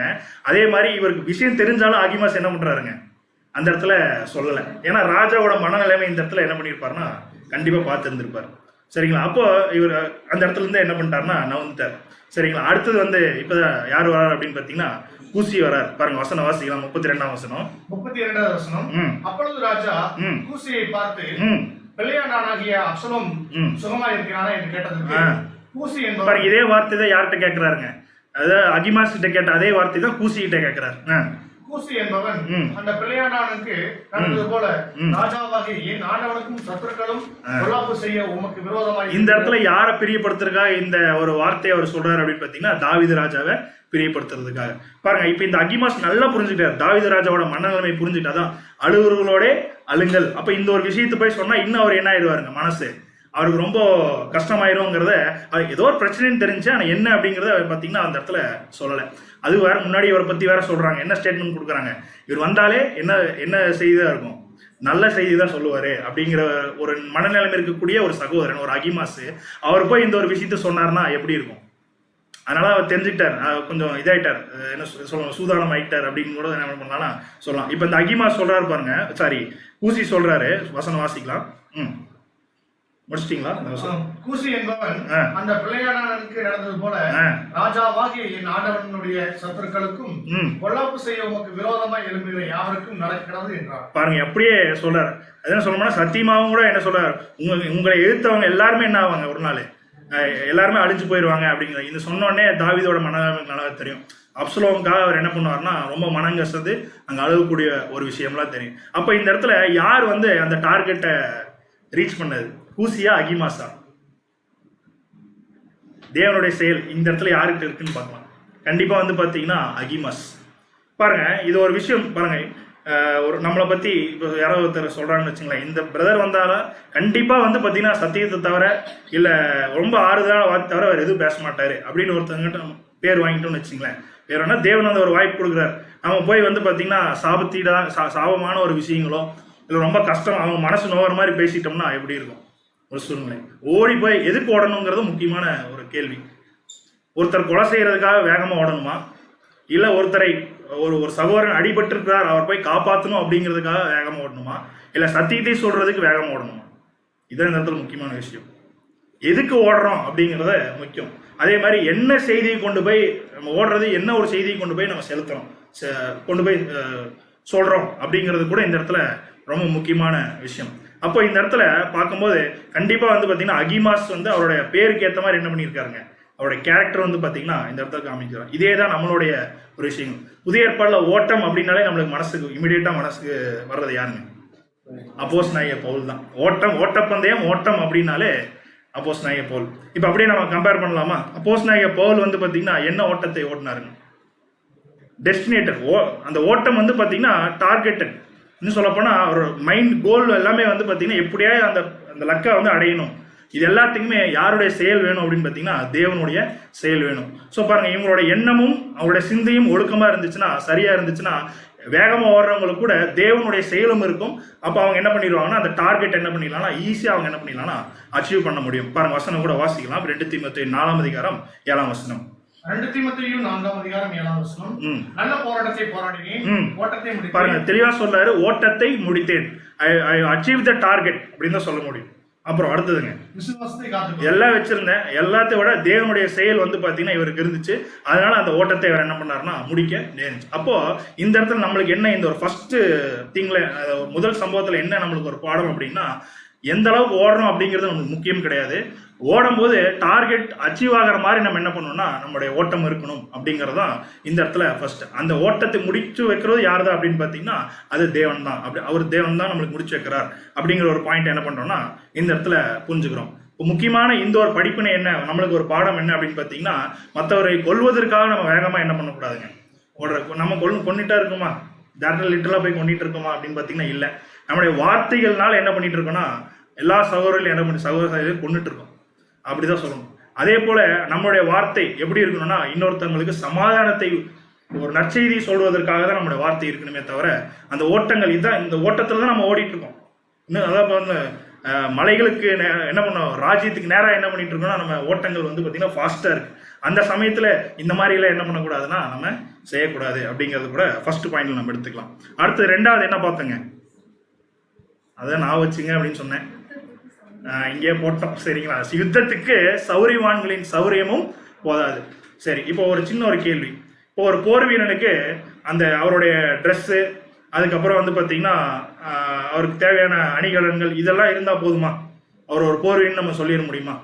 ஒரு 6 அடி இருக்கிற மனுஷனை கொண்டு வந்து நிறுத்தி இவருக்கு அந்த யுத்தத்தோடைய எல்லா விஷயங்களும் அவர் அந்த ட்ரெஸ் எல்லாத்தையும் போட்டு விட்டா அவர் யுத்த வீரன் நம்ம சொல்லிட முடியுமா? ஒரு யுத்த வீரனுக்கு முக்கியமான தேவையானது என்னதுங்க? வெறும் சௌரியம் கிடையாது. இன்னொன்று என்ன அப்படின்னு பார்த்தீங்கன்னா அந்த ஒரு புத்தி, ஞானம் எல்லாமே அவருக்கு வேணும். சரி, அது எல்லாமே இருந்தால் தான் அவர் வந்து ஒரு யுத்த வீரன் அப்படிங்கிறது கூட என்ன பண்ண முடியும்னா சொல்ல முடியும். இப்போ இந்த ஒரு ஞானத்தை இதையும் செயல்படுத்த முடியாத ஒரு கேரக்டர் வந்து பார்த்தீங்கன்னா பைபிளில் இருந்திருக்காரு. இப்போ நம்ம இப்போ போன இதில் கூட நம்ம பார்த்தோம்ல, யாருங்க? அப்னேர் வந்து பார்த்தீங்கன்னா மிகப்பெரிய ஒரு போர். எப்படி தாவீதுக்கு யோவாப் வந்து ஒரு படை வீரரோ அதே போல சவுலுக்கு வந்து பாத்தீங்கன்னா அப்னேர் வந்து பாத்தீங்கன்னா ஒரு படை வீரர். பாருங்க, இவரை குறித்து சொல்லும் போது பாருங்க வசனம் வாசிக்கலாம். 2 சாமுவேல் 3:27. 2 சாமுவேல் 3:27. அப்னேர் எப்ரோனுக்கு திரும்பி வருகிற போது யோவாப் அவனோட ரகசியமாய் பேசுகிறவன் போல அவனை ஒளிமுக வாசலின் நடுவே ஒரு பக்கமாய் அழைத்து போய் தன் தம்பி ஆசிரியருடைய ரத்த பலியை வாங்க அங்கே அவனை வயிற்றிலே குத்தி கொண்டு போட்டான். பாருங்க, இவர் மிகப்பெரிய ஒரு யுத்தவான், இன்னும் சொல்ல போனா ஒரு சௌரியவான், எல்லாமே இருக்கு. ஆனா அந்த இடத்துல அவர் என்ன பண்ணலன்னா ஒரு சொல்லும்ல ஒரு காமன் சென்ஸ் அந்த இடத்துல அவர் என்ன பண்ணலன்னா யூஸ் பண்ணல. என்ன அப்படின்னு பாத்தீங்கன்னா பாருங்க, யோவாப் ரகசியமா கூப்பிட்டாலே நல்லா தெரியும். இவர் தெரிஞ்சு இவரோட தம்பியை யாருதான் கொன்னது தெரியாம தான் கொன்னாரு. பட் இருந்தாலும் வந்து யோவாப் எல்லாம் மன்னிச்சிருப்பாரு அப்படிங்கிற ஒரு இதுல போய் என்ன பண்ணிட்டாருன்னா போய் கலந்துட்டார். இன்னும் சொல்ல போனா அவர் சொல்றது எல்லாத்தையும் என்ன பண்ணாருங்க, நம்பிட்டார். யார் சொன்ன எது சொன்னாலும் நம்பிடணுமா? நம்ம எப்படி நம்ம கிட்ட வரலாம்? யார் என்ன சொன்னாலும் நம்ம நம்பிடலாமா? ஒரு கேள்வி. அதுல ஒரு கொஸ்டின் மார்க். என்ன விஷயத்த சொல்றாங்க அப்படிங்கறது என்ன பண்ணணும்னா தெளிவா இருக்கு. பாருங்க, ஒரு மிகப்பெரிய கண்டிப்பா ஒரு யுத்த வீரனுக்கு வந்து அந்த சௌரியம் இல்லை, அது இன்னும் சொல்ல போனா ஞானம் அவருக்கு ரொம்ப முக்கியமா தேவை. அந்த ஞானத்தை அவர் இந்த இடத்துல என்ன பண்ணிட்டாருன்னா கொஞ்சம் தள்ளி வச்சிட்டார். அதனால இவருக்கு என்னாச்சுங்க, இறந்துட்டார் ஒரு சூழ்நிலை. அப்போ இந்த இடத்துல பாருங்க, ரத்த பலி வாங்குவதற்கு இவர் என்ன ஆயிட்டாருன்னா அப்படின்னு பாத்தீங்கன்னா அந்த இடத்துல தன்னையே அங்க ஒப்பு கொடுத்த ஒரு சூழ்நிலை தான். அதனால பாருங்க தாவீது சொல்றாருங்க, வசனம் வாசிக்கலாம் பாருங்க. 2 சாமுவேல் 3:33 38 வாசிக்கலாம். 2 சாமுவேல் 3:33. ராஜா அப்னேருக்காக புலம்பி மதிகெட்டவன் சாகிறது போல பாருங்க என்ன சொல்றா பாருங்க. நீ எவ்வளவு பெரிய ஒரு யுத்தவான், சௌரியவான், என்னப்பா மதிகெட்டவன் போல கொஞ்சம் கூட நீ உன்னை மைண்ட் யூஸ் பண்ண மாட்டியா? அப்ப அந்த அளவுக்கு தாவீது சொல்றா பாருங்க. அந்த மாதிரி இறந்துட்டாரு பாருங்க. அவ்வளவு பெரிய ஒரு யுத்தவான், போர்ல அடிபட்டு செத்துருந்தா கூட சொல்லுவோம் இல்லைங்களா, ரொம்ப பெரிய இதுன்னு சொல்லுவோம். இவர் வந்து பாத்தீங்கன்னா யாரோ ஒருத்தரோட பேச்சை கேட்டு வந்து நம்பி போய் என்ன பண்ணிருக்காருன்னா இறந்து போயிருக்கிறார். அப்போ அதை அவர் சொல்றாரு ராஜ். ஏன்னா அப்னேர் வந்து பாத்தீங்கன்னா கண்டிப்பா தாவீதுக்கு வந்து பாத்தீங்கன்னா ஒரு நல்ல ஒரு ரிலேஷன்ஷிப்ல தான் அவர் இருந்திருக்காங்க பாருங்க. எல்லா சூழ்நிலையும் நீங்க சவுலோடைய அந்த காரியங்கள் பார்க்கும்போது, தாவீதோட காரியங்கள்லாம் பார்க்கும்போது, ஏன்னா இந்த அப்னேர் தான் சவுலோடைய அந்த மகனை, கடைசி மகனை கூட என்ன பண்ணுவார் அப்படின்னு பாத்தீங்கன்னா அவர் பாதுகாப்பார். அது எல்லாமே நம்மளுக்கு தெரிஞ்ச ஹிஸ்டரி தான். அப்ப அடுத்து பாருங்க 38ஆம் வசனத்துல சொல்றாரு பாருங்க. 38வது வசனம். ராஜா தன் ஊழியக்காரரை நோக்கி, இன்றைய தினம் இஸ்ரேலின் பிரபுவும் பெரிய மனுஷனாகிய ஒருவன் விழுந்தான் என்று இன்னும் சொல்ல போனா ஊர்லயே பெரிய சாவு அப்படின்னு சொல்லும் இல்லைங்களா, அந்த மாதிரி. ஏன்னா அப்னேருக்காக பாருங்க, ராஜா தன் ஊழியக்காரரை நோக்கி இன்றைய தினம் இஸ்ரேலே பிரபுவும் பெரிய மனுஷன். அப்போ எல்லாராலும் கொஞ்சம் நல்ல ஒரு பேர் வாங்கியிருந்தவர் யாருன்னு பாத்தீங்கன்னா இந்த அப்னேர். பாருங்க, இந்த அப்னேர் எவ்வளவு பெரிய ஒரு யுத்த வீரன், எவ்வளவு பெரிய ஒரு சௌரிவான். இந்த மாதிரி ஒரு மைண்ட் யூஸ் பண்ண தெரியாம என்ன பண்ணிட்டாரு அப்படின்னு பாத்தீங்கன்னா இறந்துட்டாரே அப்படின்னு சொல்லி ரொம்ப அந்த இடத்துல வந்து பாத்தீங்கன்னா எல்லாத்துக்கும் வந்து ப்ரொபகண்டா மாதிரி என்ன பண்றாருன்னா பண்றாரு. அப்ப நம்மளுடைய செகண்ட் டைட்டில் என்ன அந்த ஒரு விஷயத்தை பார்க்கும்போது, யுத்தத்துக்கு சௌரியவான்களின் சௌரியமும் போதாது, அதுக்கு முன்னாடி என்ன வேணும், அவங்களுக்கு கொஞ்சம் என்ன வேணும், ஞானம் வேணும், மைண்ட் வேணும். இன்னும் சொல்ல போனா நம்ம இதே தான் நம்முடைய ஆண்டவராக இயேசு கிறிஸ்து தம்முடைய முதலாம் வருகையில சீசர்கள் அனுப்பும்போது கூட இப்ப நம்ம கூட ஒரு பேட்டில் ஃபீல்ட்ல தான் இருக்கும். என்னதான் வந்து நம்ம எபேசியர் 6ஆம் அதிகாரத்தை சொல்லிட்டு இருக்க மாதிரி எல்லாமே போட்டிருந்தாலும் நம்மளுக்கு முக்கியமா தேவையானது என்னதுங்க, ஞானம். ஞானம் ஏன்னா கிறிஸ்துவினோட போதனை நம்மளுக்கு வந்து பாத்தீங்கன்னா ரொம்ப முக்கியம். எல்லாமே நான் போட்டிருக்கேன், பர்ஃபெக்டா இருக்கிறேன் அப்படின்னு சொன்னா யுத்த வீரன் கிடையாது. ஞானத்தை எப்படி, ஏன்னா இந்த அதிகாரங்களே வந்து பாத்தீங்கன்னா ஞானத்தை குறித்து தான் நம்முடைய சாலமோன் ஞானி என்ன பண்ணியிருப்பாருன்னா அவர் எழுதியிருப்பார். ஸோ இது கூட நீங்க நோட் பண்ணிக்கலாம். பட் அடுத்தது பாருங்க, நம்முடைய ஆண்டவராக இயேசு கிறிஸ்து சீசர்கள் அனுப்பும்போது என்ன சொல்லி அனுப்புனாரு, எதோட நீங்க இருக்கணும்னு சொல்லி அனுப்புனார். வசனம் வாசிக்கலாம். மத்தேயு 10ஆம் அதிகாரம் 16ஆம் வசனம்.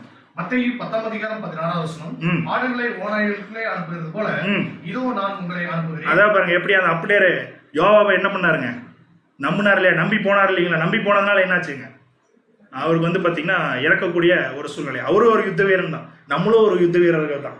கிறிஸ்து அனுப்பும் போதே அவர்கள் யுத்தத்துக்கு ரெடி ஆகிற மாதிரி தான் அனுப்புனார். இப்போ பாருங்க, இந்த இடத்துல யார் என்ன சொன்னாலும் என்ன பண்ணாதீங்க, நம்பாதீங்க. ஏன்னா நான் அனுப்புறதே யாருக்குள்ள அப்படின்னு பாத்தீங்கன்னா ஓநாய்க்குள்ள அனுப்புறேன். ஓநாய்க்குள்ள ஆட்டை அனுப்புனா எப்படி இருக்கும், சும்மா விடுமா ஓநாய்? அதான் சொல்றாரு, தெளிவா இருங்க அப்படிங்கிறார். அடுத்து பாருங்க, தொடர்ந்து வசனம் வாசிங்க. சர்ப்பங்களை போல வினாவுள்ளவர். இதுதாங்க முக்கியமான இந்த ஒரு விஷயத்துக்கு தேவையான பாயிண்ட். இதுதான் சர்ப்பத்துக்கு வந்து நல்லாவே தெரியும், அவர் ஆபத்து வரும்போது வந்து பாத்தீங்கன்னா அது கொஞ்சம் கரெக்டா அதோடைய மைண்ட், அது தேவன் கொடுத்த ஞானம் தான் அப்படின்னு தான் சொல்லணும். அப்ப அந்த அப்னேரு அந்த ஞானத்தை அவர் என்ன பண்ண முடியலைங்க, அந்த இடத்துல யூஸ் பண்ண முடியல. ஆனா நம்ம வந்து பாத்தீங்கன்னா அப்னேர் மாதிரி நம்ம விழுந்து கூட வைக்கு எப்படி இருக்கணும் அப்படின்னு பாத்தீங்கன்னா ரொம்ப வினா உள்ளவர்களா அப்படின்னா சம்யோகன புக்தி உள்ளவர்களா இருக்கும். நம்மளுக்கு எது ஆபத்து, எந்த விஷயத்துல எப்படி செயல்படணும் அப்படிங்கிறது எல்லாமே யார்கிட்ட கேட்டா கிடைக்கும் அப்படின்னு பாத்தீங்கன்னா தேவன்கிட்ட கேட்டா அவர் என்ன பண்றாருன்னா நம்மளுக்கு கொடுக்குறாரு. அப்ப யாரையுமே என்ன பண்ணிடக்கூடாது, அவ்வளவு சீக்கிரம் நம்பி இருக்கக்கூடாது. அதான் முக்கியமான ஒரு பாயிண்ட். என்ன சொல்றாருன்னா இந்த இடத்துல பாருங்க, அப்ப அடுத்து புறாக்களை கூட காவலற்றவர்களாய் இருங்கள், யாருக்கு எந்த தீங்கும் செய்யாதவர்களாய் நீங்க இருங்கள் அப்படிங்கிறதா நம்முடைய ஆண்டவராக இயேசு கிறிஸ்து சொல்லுவது அப்படிங்கிறது கூட நம்ம பார்க்கலாம். அப்போ ஃபர்ஸ்ட் எக்ஸாம்பிள் யாரு, கொஞ்சம் ஞாபகப்படுத்தாதான் நம்மளுக்கு ஆசைகேல், அதுக்கப்புறம் அகிமாஸ் பெஸ்ட் எக்ஸாம்பிள் நம்ம இந்த இடத்துல பார்க்கலாம். அதுக்கப்புறம் கூசி ஃபர்ஸ்ட். ரெண்டாவது எக்ஸாம்பிள் யாருங்க, ரெண்டாவது நம்ம சொல்லப்படும் யுத்த வீரருக்கு சௌரியவான் பார்க்கணும் இல்லைங்களா, அந்த யாரு அப்படின்னு பாத்தீங்கன்னா அப்னேர் தான் பெஸ்ட் எக்ஸாம்பிள். அப்போ அங்க அவர் விழுந்துட்டார். நம்ம வந்து நம்மளுக்கு இது என்ன ஒரு பாடம் அப்படின்னு பாத்தீங்கன்னா, நம்மளும் ஒரு யுத்த வீரராக தான் நம்ம இருக்கிறோம், ரெடி ஆகிட்டு இருக்கோம். இன்னும் சொல்ல போனா யுத்தத்துல தான் நம்ம இருக்கிறோம் அப்படிதான் சொல்லணும். அப்போ உடனே யார் என்ன சொன்னாலும் என்ன பண்ணிடக்கூடாதுன்னா நம்ம நம்பிடக்கூடாது. ஸோ பாம்பை போல வினா உள்ளவர்களா இருந்து அதை நம்ம கரெக்டா நம்ம வந்து என்ன பண்ணணும் அப்படின்னா நம்மளுடைய அறிவை நம்ம ஞானத்தை யூஸ் பண்ணணும் அப்படிங்கிறது கூட நம்ம பார்த்துருக்கோம். ரெண்டாவது. ஸோ அடுத்தது மூணாவது ஒரு அருமையான ஒரு எக்ஸாம்பிள், சமீபத்தில் கூட நம்ம அவரை பத்தி பார்த்தோம். பிழைப்புக்கு ஞானம் உள்ளவர்களின் ஞானமும் போதாது. சாலமோன் ஒரு ஞானி தான்.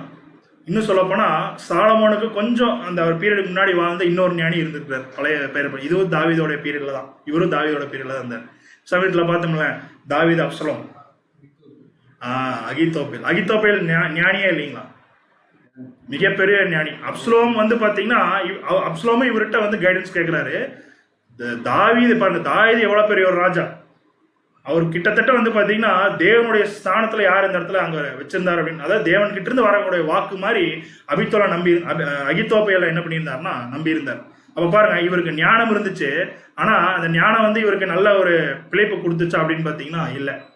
அதே ஞானம் என்ன ஆச்சுன்னா இவருக்கு அந்த மனம் மேட்டிமை உண்டாக்கி போய் சாகர நிலைமைக்கு அவர் என்ன பண்ணிட்டாருன்னா அங்கே மாறி இருக்கு அப்படின்னு கூட நம்ம பார்க்கலாம். ஸோ இந்த ஒரு சூழ்நிலையில நம்மளுக்கு தெரியும் அகித்தோபேல் ஏன் தாவீது ராஜா விட்டு போனாரு அப்படிங்கிறது எல்லா ஹிஸ்ட்ரி நம்மளுக்கு தெரியும், நம்மளுக்கு நல்லாவே தெரியும்.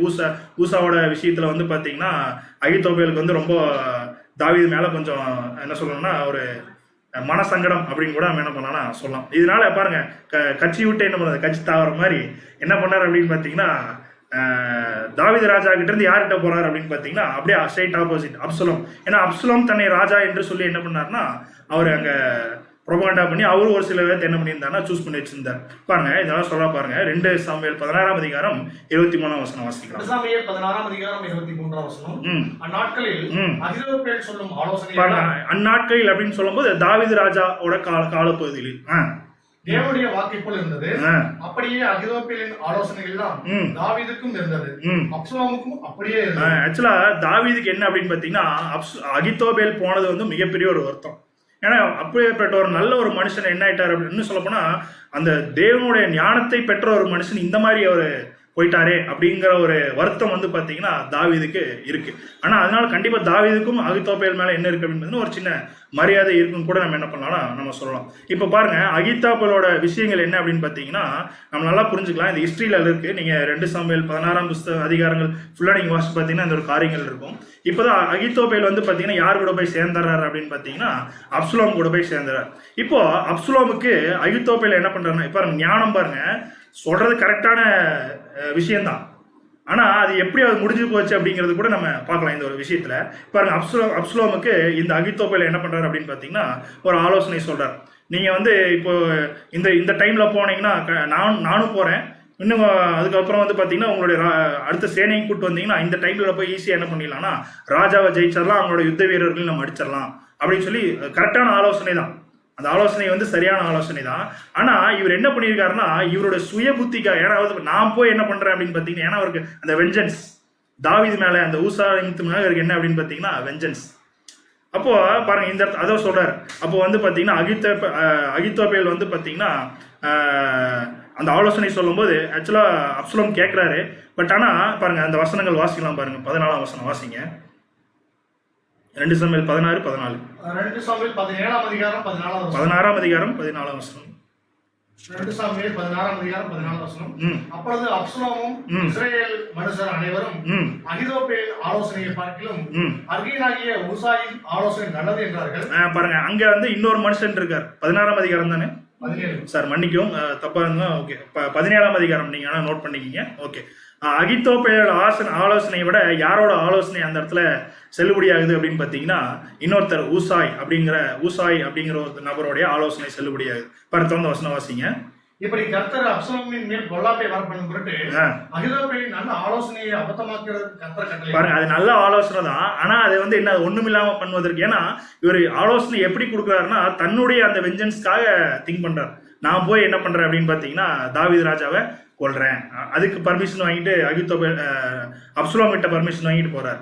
அப்போ இந்த இடத்துல நல்லா கவனிக்கணும், எவ்வளவு பெரிய ஒரு ஞானி. இன்னும் சொல்ல போனா ராஜாக்களுக்கே வந்து பாத்தீங்கன்னா ஒரு ஆலோசனை சொல்லக்கூடிய ஒரு ஞானி.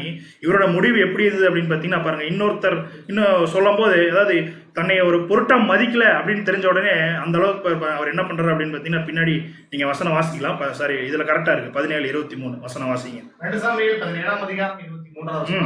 அகித்தோபேல் தன் யோசனையின்படி நடக்கவில்லை என்று கண்டபோது தன் கழுதையின் மேல் சேணம் வைத்து ஏறி தன் ஊரில் இருக்கிற தன் வீட்டுக்கு போய் தன் வீட்டு காரியங்களை ஒழுங்குபடுத்தி 4 கொண்டு சேர்த்தான். அவன் தகப்பன் கலரில் அவனை பாருங்க எப்பேற்பட்ட ஒரு ஞானியோடைய முடிவு எப்படி போய் வந்துச்சு பாருங்க. இது ஏன் இந்த ப்ராப்ளம் வருது அப்படின்னு பாத்தீங்கன்னா நம்ம பெருசா நினைச்சிட்டோம்னு வச்சுக்கோங்களேன், நான் தான் ஞானி, என்னை தவிர வந்து இந்த சரியான ஆலோசனை கொடுப்பதற்கு இந்த இடத்துல யாரும் இல்லை அப்படிங்கிற அந்த ஒரு மனநிலைமை இருந்தனாலதான் அகித்தோபேல் என்னன்னாருங்க இங்க போய். ஏன்னா தூக்கு போடுற அளவுக்கு வந்து பாத்தீங்கன்னா எந்த அளவுக்கு ஒரு ஊண்டிங் ஆயிருக்கு ஒரு மனசுல. ஒரு ராஜா பாருங்க, நான் ஒரு ஞானி இங்க இருக்கேன், என் பேச்சை கேட்காம ஊசாய் அப்படிங்கிற இன்னொருத்தரோட பேச்சை கேட்டு இந்த ஒரு விஷயத்தை செஞ்சாரு. அது ஒரு பாயிண்ட் ரீசன் சொல்றாங்க. இன்னொரு ரீசன் என்ன அப்படின்னு பாத்தீங்கன்னா தாவீதை இதை விட்டா கொல்றதுக்கு சான்ஸே இல்லை அப்படிங்கிற ஒரு பாயிண்ட்ல அவர் கூட என்ன பண்ணிருக்கலாம் புரிஞ்சுக்கலாம். அப்ப பாருங்க ஞானம் என்னதான் ஞானம் இருந்தாலும் இந்த இடத்துல என்ன ஆயிடுச்சுங்க, இந்த இடத்துல அது யூஸ் ஆகலை அப்படிங்கிறது கூட நம்ம பார்க்குறோம். அப்போ நல்லா புரிஞ்சுக்கலாம், நம்மளோட சுயசித்தத்தின்படி ஞானத்தை பாருங்க செஞ்சோம்னா நம்மளோட ஃபேவருக்காக அந்த தேவனுடைய ஞானத்தை யூஸ் பண்ணோம்னா என்ன ஆகும் அப்படின்னு பார்த்தீங்கன்னா இந்த மாதிரி தான் ஆகும். உதாரணத்துக்கு நம்ம சகோதரர்கள்லாம் நம்மகிட்ட ஒரு ஆலோசனை கேட்குறான்னு வச்சுக்கோங்க, என்ன சொல்கிறோம் எப்படி இருக்கணும் அப்படின்னு பார்த்தீங்கன்னா நம்மளுடைய அந்த சொன்ன இன்பங்களுக்காக இல்லை நம்மளுடைய அந்த ஒரு சுயத்துக்காக அந்த ஆலோசனையை வந்து என்ன பண்ணக்கூடாதுன்னா நம்ம அதை உபயோகக்கூட சொல்லவும் கூடாது. தேவனுடைய சித்தம் எப்படி இருக்கு, தேவனுடைய திட்டம் எப்படி இருக்கு அப்படிங்கிற ஒரு சூழ்நிலையிலிருந்து அந்த ஒரு ஆலோசனை சொல்லும் போதுதான் அது தேவன் பிரியப்படுறார் அப்படிங்கிறது கூட பாருங்க. நல்ல ஆலோசனை தான், பட் ஆனால் யாருக்கு அது பிரியம் இல்லை அப்படின்னு பார்த்தீங்கன்னா தேவனுக்கு அது பிரியமில்லாத ஒரு ஆலோசனை அப்படிங்கிறது கூட இந்த பார்க்கலாம். அப்போ இப்போ கூட நம்ம ஏதோ ஒரு பப்ளிக் மீட்டிங் போடுறோம் அப்படின்னு பார்த்தீங்கன்னா நம்மளோட ஆலோசனை யாருமே கேட்கலையே அப்படின்னு யாரும் என்ன பண்ண வேண்டாம், அது வருத்தப்படவும் அவசியம் இல்லை. அது தேவ சித்தமாக இருந்தால் அது என்ன ஆகும் அப்படின்னு பார்த்தீங்கன்னா நடக்கும். அப்போ தங்களையே ஞானிகள் என்று என்ன பண்ணக்கூடாது அப்படின்னு பார்த்தீங்கன்னா நினைச்சுக்க கூடாது. அதுக்கு பெஸ்ட் எக்ஸாம்பிள் இந்த இடத்துல யாருன்னு பார்க்கும்போது இந்த அகித்தோப்பேல், இவருடைய முடிவு எப்படியா இருந்தது அப்படிங்கிறது கூட நம்ம வந்து பார்த்தீங்கன்னா இந்த இடத்துல பார்க்குறோம். ஸோ இதனால அப்போஸ்தலனாகிய பவுல் தெளிவாக சொல்றாரு கொரிந்து சபைக்கு 3ஆம் அதிகாரம் 18ஆம் வசனம் வாசிக்கலாம். 1 கொரிந்தியர் 3:18. 1 கொரிந்தியர் 3ஆம் அதிகாரம் 18ஆம் வசனம். ஒருவனும் தன்னைத்தானே வஞ்சியாதிருப்பானாக. இவ்வுலகத்திலே உங்களில் ஒருவன் தன்னை ஞானி என்று எண்ணினால் இதாங்க பிரச்சனை. தன்னை ஞானி என்று எண்ணினால் அவன் ஞானியாகும்படிக்கு பைத்தியக்காரனாக. சிம்பிளா சொல்ற பைத்தியம் அப்படி நினைச்சு நீ பைத்தியக்காரன் அப்படின்னு சொல்றாரு, சிம்பிளா சொல்றாரு. அடுத்து பாருங்க இன்னொரு சில வசனங்கள் வாசிக்கலாம். இவர் வந்து எந்த ஞானத்துல வந்து அவர் போதிச்சார் அப்படிங்கறதும் தெளிவா நம்மளுக்கு சொல்லிக் கொடுக்கிறார். 1 கொரிந்தியர் 2ஆம் அதிகாரம் 1ஆம் வசனம். சகோதரரே, நான் உங்களிடத்தில் வந்தபோது தேவனை பற்றிய சாட்சியை சிறந்த வசனிப்போடாவது ஞானத்தோடாவது அறிவிக்கிறவனாக வரவில்லை. நல்லா கவனிங்க, எனக்கு தான் பேச தெரியும், என்னோட சொந்தத்திலிருந்து நான் என்ன பண்ணலீங்க, நான் பேசல. நான் பேசுறது வசனிப்போடு அப்படின்னா சொல்லுங்களா, கூட்டி ஆட் பண்ணி ரெசிபி எல்லாம் பண்ணி நல்லா கொடுக்கணும்னு சொல்லி அந்த மாதிரி கிடையாது. தெளிவா சொல்றாரு, தேவன் கிட்ட இருந்து வாங்கினேன் அந்த ஞானத்தை நான் அப்படியே உங்ககிட்ட செலுத்துறேன். கூட்டவும் குறைக்கும் நான் வந்து பாத்தீங்கன்னா அந்த ஒரு ஞானத்தை நான் ஞானத்தின்படி செயல்படலை அப்படிங்கிறாரு.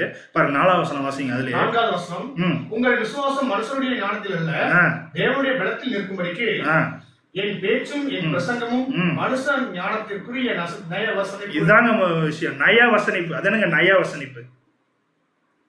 ஒரு வசனம் இருக்கும், அந்த வசனத்தை நம்மளுடைய ஒரு ஸ்லாங் கொண்டு வந்து என்ன பண்றாரு, இன்னொருத்தருக்கு கேட்டால் நல்லா இருக்குமே அப்படின்னு சொல்லி பேசுறதா நய வசனிப்பு. நல்லா புரிஞ்சுக்கலாம், வசனத்தை வசனமாக தான் என்ன பண்ணும் அப்படின்னு பார்த்தீங்கன்னா பேச. அதை தெளிவாக சொல்றார் அப்போஸ். நான் இப்போ நான் வந்து என் சொந்தத்தில் நான் பேசல, சுயத்தில் பேசல, நான் மனுஷன் ஞானத்திலும் பேசல, நயவசனிப்பாக நான் பேசல. எல்லாமே யார்கிட்ட இருந்து வருது அப்படின்னு பார்த்தீங்கன்னா தேவன் கொடுத்த ஞானம், தேவன் கொடுத்த பலம். இப்போ அந்த அகித்தோப்பேல் இறந்ததுக்கு ரீசன் என்ன அப்படின்னா தன்னை அவர் என்ன பண்ணாரு, அவருடைய ஞானம் அப்படின்னு அவர் நினைச்சிட்டார். அதுதான் இந்த இடத்துல அவருடைய லைஃபுக்கே வந்து பார்த்தீங்கன்னா ஒரு முடிவாக இருந்துச்சு. அதே போல் இந்த இடத்துல நம்மளே கூட நம்ம ஒரு உதாரணத்தை எடுத்துக்கும் போது நம்மளோட ஆலோசனை நல்லா கூட இருக்கலாம், கேட்காமையே போட்டுமே, அதில் எந்த விதமான இது கிடையாது. தேவ சித்தம் இல்லைன்னா அது என்ன, அதான் தேவ செயலும் பார்க்குறோம் இல்லைங்களா, நேரமும் தேவ காலமும் தேவ செயலும் நேரிடும். அப்படி அதுக்காக நம்ம என்ன பண்ணணும்னா பொறுமையாக வெயிட் பண்ணணும். அந்த நிலவுக்கு வந்தாதான் நம்மளுடைய விஷயங்களை நம்மளை நாவே ஞானி என்று நம்ம என்ன பண்ண மாட்டோம்னா எண்ணிக்கவே மாட்டோம் அப்படிங்கிறத நம்ம பார்க்குறோம். பாருங்க அதிலே 6-7 வசனங்கள் வாசிங்க. 6ஆவது வசனம் 7ஆவது வசனம். அப்படி இருந்தும் தேறினவர்களுக்குள்ளே ஞானத்தை பேசுகிறோம், இப்பிரபஞ்சத்தின் ஞானத்தை அல்ல. இப்பிரபஞ்சத்தின் நாளைய ஞானத்தை பேசிடாதீங்க. அழிந்து போகிறவர்களாகிய பிரபஞ்சத்தின் பிறர்களுடைய ஞானத்தையும் அல்ல. உலக தோற்றத்திற்கு முன்னே தேவன் நம்முடைய மகிமைக்காக ஏற்படுத்தினதும் மறைக்கப்பட்டதுமாய் இருந்த ரகசியமான தேவ ஞானத்தையே பேசுகிறோம். நம்ம என்ன பேசினாலும், என்ன ஒரு சொல்யூஷன் கொடுத்தாலும், என்ன ஒரு ஆலோசனை கொடுத்தாலும் தேவ ஞானத்திலிருந்து என்ன பண்ணும் அப்படின்னு பார்த்தீங்கன்னா பேசணும். அதுல தெளிவா அப்போஸ்தலனாகிய பவுல் தெளிவா இருக்கிறார். அதனாலதான் அவரால் என்ன பண்ண முடிஞ்சுன்னா ஓட்டத்தை சரியா ஓட முடிஞ்சு. இந்த ஒரு பாயிண்ட் கூட நம்ம பார்க்கலாம். ஸோ 3வது நம்ம பார்த்துட்டோம். என்னதுங்க 3வதுங்க, எவ்வளவு பெரிய ஞானியா இருந்தாலும் தேவ செயல் வேணும். இன்னும் சொல்லப்போனா தேவன் வந்து அதை அங்கீகரிக்கணும் நம்மளுடைய ஞானத்தை. ஏன்னா அது தேவன் சார்பாக இருந்து வரக்கூடிய ஒரு காரியமா இருக்குது அப்படிங்கிறது கூட இந்த இடத்துல பார்க்கலாம். ஸோ அடுத்தது 4வது என்னங்க, ஐஸ்வர்யவானாவதற்கு புத்திமான்களின் புத்தியும் போதாது. இதுக்கு பெஸ்ட் எக்ஸாம்பிள் வந்து ஒருத்தர் இருக்கிறார் பைபிள்ல. தன்னையே புத்திமான் அப்படின்னு சொல்லி நினைச்சிட்டு இருந்த ஒருத்தவருக்கு தேவன் சரியா நடி கொடுத்தார். ஆமான் பெஸ்ட் இருக்கலாம், எக்ஸாம்பிள் தான். இன்னொருத்தர் இருக்கிறாருங்களே, சமீபத்தில் வேற பார்த்தோம், யோபு. பாருங்க, இவர் மிகப்பெரிய ஒரு ஐஸ்வர்யவானா இல்லையா? அது கிழக்கத்தி புத்திரர்கள் இவரை மாதிரி ஐஸ்வர்யன் யாருமே கிடையாது. இப்படிதான் பைபிள் நம்மளுக்கு சொல்லுது. இவர் என்ன நினைச்சிட்டாருன்னா இவருடைய புத்தி இவருக்கே எப்படி இருக்கு அப்படின்னு பாத்தீங்கன்னா அவர் பெருசுன்னு நினைச்சிட்டாரு. பாருங்க இந்த இடத்துல பாருங்க, ஒவ்வொரு துறையிலும் ஒவ்வொரு விஷயத்திலுமே தங்களையே ஞானி தங்களையே புத்திமான் அப்படின்னு நினைச்சவங்களுக்கு தான் அடி கொடுக்குறாரு தேவன். எல்லா எக்ஸாம்பிள் நீங்க பாருங்க, எல்லா பாயிண்ட்ல பார்க்கும்போது அந்த ஒரு எக்ஸாம்பிள் தான். பாருங்க இந்த யோபு குறித்து அவருடைய லைஃப்ல நிறைய பார்த்தோம். ஒரு சில நுணுக்கமான விஷயங்களை மட்டும் நம்ம என்ன பண்ணலாம்னா நம்ம தியானிக்கலாம். இவர் மிகப்பெரிய ஒரு ஐஸ்வர்யவான் தான், இல்ல ஐஸ்வர்யவான் இல்லைன்னு நம்ம சொல்ல முடியாது. பாரு வசனம் வாசிக்கலாம். யோபு 1:3-5 வசனங்கள் வாசிக்கலாம். யோபு 1:3 அவனுக்கு 7000 ஆடுகளும் 3000 ஒட்டகங்களும் 500 ஏர்மாடுகளும் 500 கழுதைகளும் மிருக ஜீவன்கள் இருந்ததுமன்றி திரளான பணிவிடைக்காரர்களும் இருந்தார்கள். பாருங்க இன்னும் சொல்ல போனா நம்மளுடைய இப்ப புரிஞ்சுக்கணும் முன்னாடி ஒரு 100 காரு அந்த மாதிரி இருந்துச்சுன்னா அந்த ஒரு மனுஷன் எப்படி இருப்பார் அப்படின்னு பாத்தீங்கன்னா கிட்டத்தட்ட அப்படியே பார்க்கும்போது யோபோட நிலைமை தான் இந்த சூழ்நிலையில.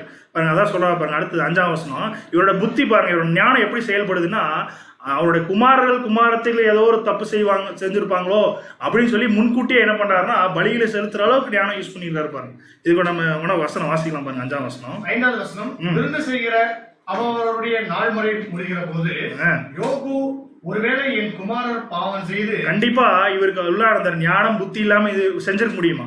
செஞ்சிருக்க முடியாது.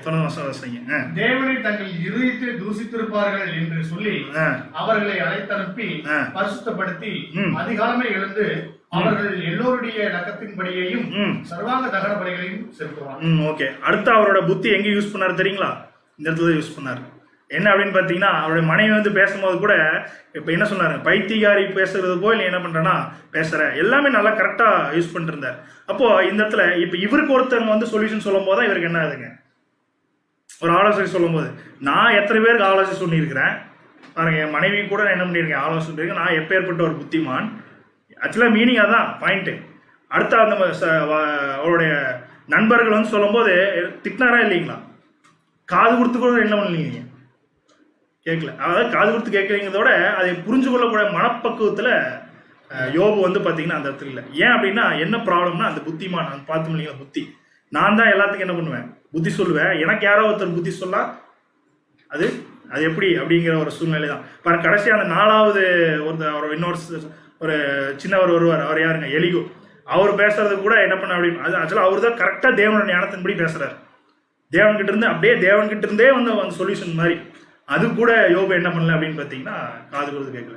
என்ன ப்ராப்ளம்னா இதுதான் ப்ராப்ளம். புத்தி, தன்னையே புத்திமான் என்று நினைச்சுக்குவார். அவர் கரெக்டா தேவன் அடி குடிச்சார். நீ தான் புத்திமான், நீ நினைச்சுக்காத அப்படின்னு சொல்லி தேவன் தன்னுடைய அந்த பிரம்மாண்டங்களை என்ன பண்றாரு அப்படின்னு பாத்தீங்கன்னா காமிக்கும் போதுதான் அப்புறம் தான் அவர் புரிஞ்சுக்கிறார். அப்போ எவ்வளவு ஐஸ்வர்யவனா இருந்தாலும் எவ்வளவு பெரிய புத்தி இருந்தாலும் என்ன ஆகுதுங்க, அது தேவன்கிட்ட அந்த அந்த செயல், அது தேவனுடைய செயல் இல்லை அப்படின்னா அது யூஸ் இல்லை அப்படிங்கிறதான் இந்த இடத்துல நம்ம பார்க்குறோம். ஏன்னா அவங்களுக்கு புத்தி இப்போ யோபுக்கு புத்தி சொன்னாங்க, புத்தி அவர் என்ன பண்ணலைங்க, அவர் கேட்கல அப்படிங்கிறது கூட நம்ம இந்த இடத்துல புரிஞ்சுக்கிறோம். சாரி, அடுத்து இது அப்படியே நமக்குள்ள வரலாம். நம்முடைய ஆண்டவராக இயேசு கிறிஸ்து புத்தி குறித்து நிறைய விஷயங்கள் பேசியிருக்காரு, கரெக்டா இல்லைங்களா? புத்தி இருந்தாதான் எங்க போக முடியும்னு சொல்றாரு தெரியுங்களா? நிறைய ஊமைகளை சொல்லியிருக்காரு புத்தியை பத்தி. புத்தி இருந்தாதான் பல்லவ ராஜ்யத்துக்கே போக முடியுங்கிறதே சொல்லியிருக்காரு. ஊமை அப்படின்னு வேற நான் சொல்லிட்டேன். புத்தி உள்ள கன்னிகை, அதுக்கு முன்னாடி ஒரு ஊமை சொன்னார் தெரியுங்களா? என்னதுங்க? கற்பாறையின் மேல் கட்டினவன் புத்தி உள்ளவன், மணல் மேல கட்டினவனுக்கு நான் புத்தி இல்லாதவனுக்கு சொல்லுவேன் அப்படிங்கிறார். அப்போ நல்லா கவனிக்கலாம். இந்த ஒரு நம்முடைய ஆண்டவராக இயேசு கிறிஸ்து சொல்லக்கூடிய ஒவ்வொரு பேரபிளுமே வந்து பாத்தீங்கன்னா புத்தி வேணும் அப்படிங்கிறார். யாருடைய புத்தி அப்படின்னு பாத்தீங்கன்னா தேவன் கொடுக்கக்கூடிய ஒரு புத்தி. நீங்க சுய புத்தி பாருங்க, அந்த மணல் மேல் கட்டினவன் என்னதான் பண்ணியிருப்பான், சுய புத்தி தான் யூஸ் பண்ணியிருப்பான். கற்பாறையின் மேல் கட்டினவன் கண்டிப்பா அந்த புத்தி பாருங்க. இந்த இடத்துல எவ்வளவு பெரிய மழை வந்தாலும் எவ்வளவு பெரிய ஒரு காத்தடிச்சாலும் இங்கிருந்து என்ன ஆகாதுங்க, அந்த வீடு அழியாது அப்படிங்கிறத அந்த புத்தி யூஸ் பண்றான். அது யார்தான் கண்டிப்பா கொடுத்து. ஆக்சுவலா இது ஒரு ஊமையா இருந்தாலும் கூட இதை நம்ம உட்படுத்தி கொள்ளும் போது நம்ம அதை புரிஞ்சுக்கலாம். அப்ப நம்மளுடைய வீடு எங்க போடுறோம் அப்படிங்கிறத, நம்மளுடைய புத்தி எதை சார்ந்து இருக்குது அப்படிங்கிறத நம்ம என்ன பண்ணணும், இந்த இடத்துல கொஞ்சம் இதை அனுப்பிச்சு பார்க்கணும். பாருங்க, இது அந்த வசனங்கள் இருக்கு, வசனங்கள் வாசிக்க வேண்டாம், அவங்க அனைவரும் தெரிஞ்ச ஒரு உண்மை தான். ஸோ அதே போல இந்த இடத்துல பாருங்க 10 கண்ணை உண்மை சொல்றேன், 5 பேர் நான் என்னன்னு சொல்லுவேன் சொல்றாரு அந்த வசனங்கள். புத்தி உள்ளவர்களுக்கு நான் ஒப்பிடுவேன் அப்படிங்கிறவர் சொல்றாரு. அவங்க என்ன வச்சிருந்தாங்கன்னா நமக்கு எண்ணெயும் வச்சிருந்தாங்க, தீவெட்டி வச்சிருந்தனால அந்த புத்தி உள்ள கண்ணிக்கு நான் ஒப்பிடுவேன்னு சொல்றாரு. அப்போ இந்த இடத்துல நல்லா புரிஞ்சுக்கலாம், புத்தி அப்படிங்கிறது யாருக்கிட்ட இருந்து வர வேண்டியதா இருக்கு. இந்த இடத்துல நம்மளுக்கு சுய புத்தியின் மேல் சாயாமல் தேவனுடைய ஒரு கொடுக்கக்கூடிய ஒரு ஆலோசனை, இன்னும் சொல்ல போனால் தேவன்கிட்ட இருந்து வரக்கூடிய ஒரு புத்தியில இருந்து யூஸ் பண்ணோம்னா கண்டிப்பா என்ன சொல்லலாம் அப்படின்னு பார்த்தீங்கன்னா நம்ம போயிடலாம். அந்த பாருங்க, இது சொல்லும் போதே இந்த 5 பேர் புத்தி உள்ளவர்கள் அப்படிங்கிற ஒரு பாயிண்ட்லேயே சொல்லும்போது பேரே சொல்றார் புத்தி உள்ளவர்கள். அப்போ கண்டிப்பா எது தேவையோ அதை கரெக்டாக என்ன பண்ணியிருக்காங்கன்னா வச்சிருந்தாங்க. ஸோ அது சொல்ல போனால் அவர்கள் தான் யார்கிட்ட போய் பிரவேசிச்சாங்க, மணவாளன் கிட்ட பிரவேசிக்க முடியுது. அப்போ இந்த புத்தியை கூட நம்ம என்ன பண்ணோம் அப்படின்னு பார்த்தீங்கன்னா நம்மளுடைய சுய புத்தியின் மேல என்ன பண்ணக்கூடாதுன்னா சாயக்கூடாது. வசனமே நம்மளுக்கு இருக்கு, நீங்களே உங்களை புத்திமான் என்று எண்ணிக்கொள்ளாதிருங்கள் அப்படிங்கிறார். அப்போ நம்மளுடைய தேவனுடைய புத்தி, தேவனுடைய ஒரு ஆலோசனையின்படி நம்ம என்ன பண்ணோம்னா நம்மளுடைய காரியங்களை செய்யத்தலும் அப்படிங்கிறது தான் இந்த இடத்துல இந்த 4வது காரியத்தில் என்ன பண்றோம்னா நம்ம பார்க்குறோம் அப்படிங்கிறது கூட நம்ம பார்க்கலாம். ஸோ இது எல்லாத்துக்குமே முக்கியமாக தேவையானது என்னதுங்க, என்னதான் இருந்தாலும் என்ன வேணும், சமயமும் தேவனுடைய செயலும் நமக்கு நேரிட வேண்டும் அப்படிங்கிறது கூட நம்ம பார்க்குறோம். ஸோ அடுத்தது வந்து பார்த்தீங்கன்னா இது 5வது பாயிண்ட். 5வது பாயிண்ட் என்னங்க, தயவு அடைவதற்கு வித்துவான்களின் அறிவும் போதாது. இதுக்கு எக்ஸாம்பிள் வந்து நான் புதிய ஏற்பாடுல எடுத்திருக்கேன். இது வரைக்கும் நம்ம பார்த்தது எல்லாமே பல ஏற்பாடு. நிறைய பேர் இருக்காங்க, நீங்க எந்த எக்ஸாம்பிள் வேணா நீங்க சூஸ் பண்ணி பார்த்துக்கலாம். பட் தேவன் நம்மளுக்கு வந்து இன்றைக்கு இந்த ஒரு எக்ஸாம்பிள் இருந்து நம்மளுக்கு ஒரு பாடம் கொடுக்குறாரு அப்படிங்கிற மாதிரி நம்ம எடுத்துக்கலாம். இதை காட்டிலும் பெஸ்ட் எக்ஸாம்பிள் நீங்க மனசுல இருந்தாலும் நீங்க எடுத்துக்கலாம், தப்பில்லை. நம்மளுக்கு கோர் பாயிண்டே என்ன அப்படின்னு பார்த்தீங்கன்னா தேவனோட சமயமும் தேவனோட செயலும் எப்பேற்பட்ட மனுஷனா இருந்தாலும் இது தேவன் கொடுக்கலைன்னா என்ன ஆகாதுங்க, ஒன்றும் நடக்காது அப்படிங்கிறது மட்டும் புரிஞ்சுக்கலாம். சரி, இப்போ இந்த வித்துவான் நான் ஆல்ரெடி சொன்னேன். வித்துவான் அப்படின்னாலே ஸ்காலர், நீ இங்கிலீஷ்ல வந்து பார்த்தீங்கன்னா ஸ்காலர்ஸ் அப்படின்னு இருக்கும். சரிங்களா? புதிய ஏற்பாடுல மிகப்பெரிய ஸ்காலர் யாருங்க? பவுலுக்கு ஒருத்தர் சொல்லி கொடுத்தாரு இல்லைங்களா, அவர் யாருங்க? கமாலியல். அவர் ஒரு மிகப்பெரிய ஒரு ஸ்காலர்.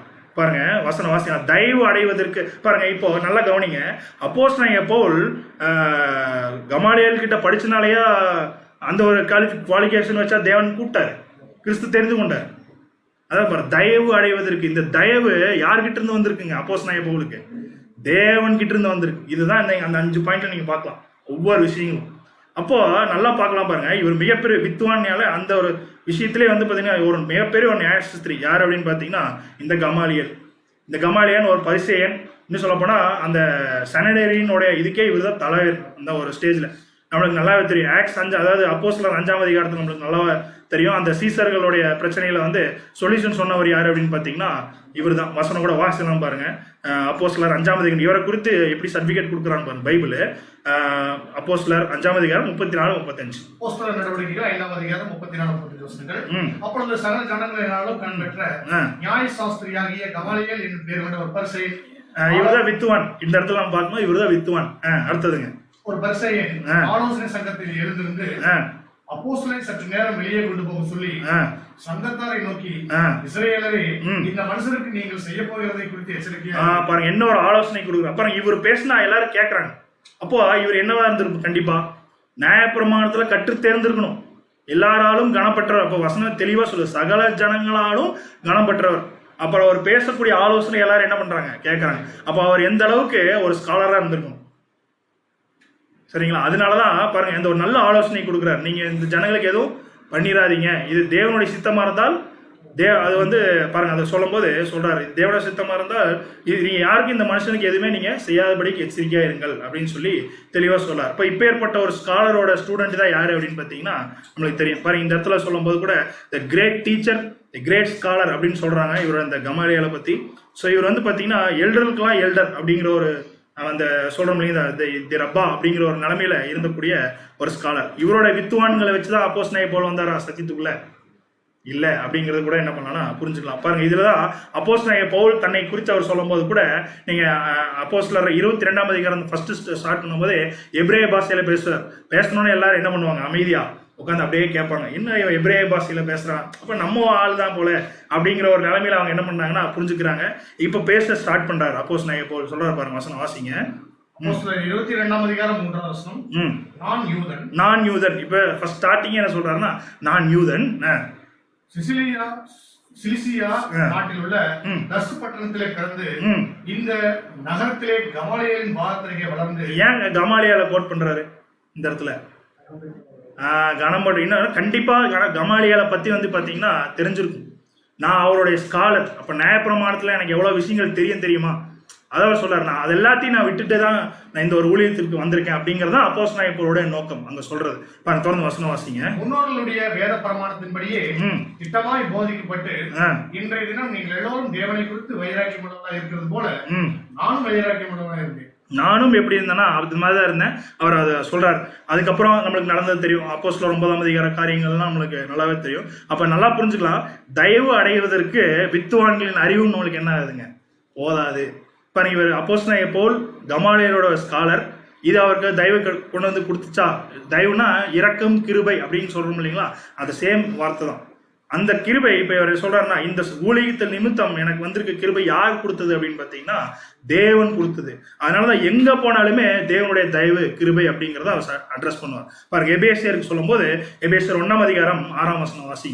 எபேசியர் 1ஆம் அதிகாரம் 6ஆம் வசனம், தம்முடைய தயவுள்ள சித்தத்தின்படி. பாருங்க, ஒவ்வொரு வார்த்தையிலும் பாருங்க, தம்முடைய தயவுள்ள சித்தத்தின்படியே தேவன் நம்மை இயேசு கிறிஸ்து மூலமாய் தமக்கு சுரியார புத்திரராகும்படி முன் குறித்திருக்கிறார். அடுத்தது 10ஆம் வசனம், நமக்குள்ளே தீர்மானித்திருந்த நம்முடைய தயவுள்ள சித்தத்தின் ரகசியத்தை பாருங்க. ஒவ்வொரு இடத்துலயும் பாருங்க, தயவுள்ள சித்தம், தயவுள்ள சித்தம். அப்பனா நான் எவ்வளவு பெரிய ஒரு ஸ்காலர் இருந்தாலும் இது எனக்கு கண்டிப்பா தேவன்கிட்ட போய் சேர்த்துறதுக்கு உதவாது. அப்போ நான் வந்த ரீசனே எப்படின்னா, தேவனுடைய கிருபையினால, தேவனுடைய தயவுனாலதான் இந்த ஒரு ஊழியத்துக்கு நான் வந்தேன் அப்படிங்கறத என்ன பண்றாருன்னா தெளிவாக ஒவ்வொரு இடத்துலயும் அட்ரஸ் பண்ணி என்ன பண்றாருன்னா அவர் சொல்றார். நீங்க அந்த 13ஆம் வசனம் கூட நீங்க வாசிக்கணும். 2ஆம் அதிகாரம் 13ஆம் வசனம், ஏனெனில் தேவனே தம்முடைய தயவுள்ள சித்தத்தின்படி விருப்பத்தையும் செய்கையையும் உண்டாக்குகிறார். நம்மளுடைய வாழ்க்கையில் எதெல்லாம் நடக்கணும் அப்படிங்கறது எல்லாமே தேவன் என்ன பண்ணிருக்காருன்னா ஆல்ரெடி தீர்மானித்து வச்சிருக்கிறார். அதுக்கு நீங்க உங்களுடைய வேலையை நீங்க செய்யுங்க அப்படிங்கிறார். அப்போ இந்த இடத்துல நல்லா கவனிங்க, 5 விஷயங்கள் பார்த்தாச்சுங்களா? இப்ப இன்னும் நம்ம பாடத்தோட தலைப்புக்குள்ளே வரலன்னு ஒரு கேள்வி வந்திருக்கும்.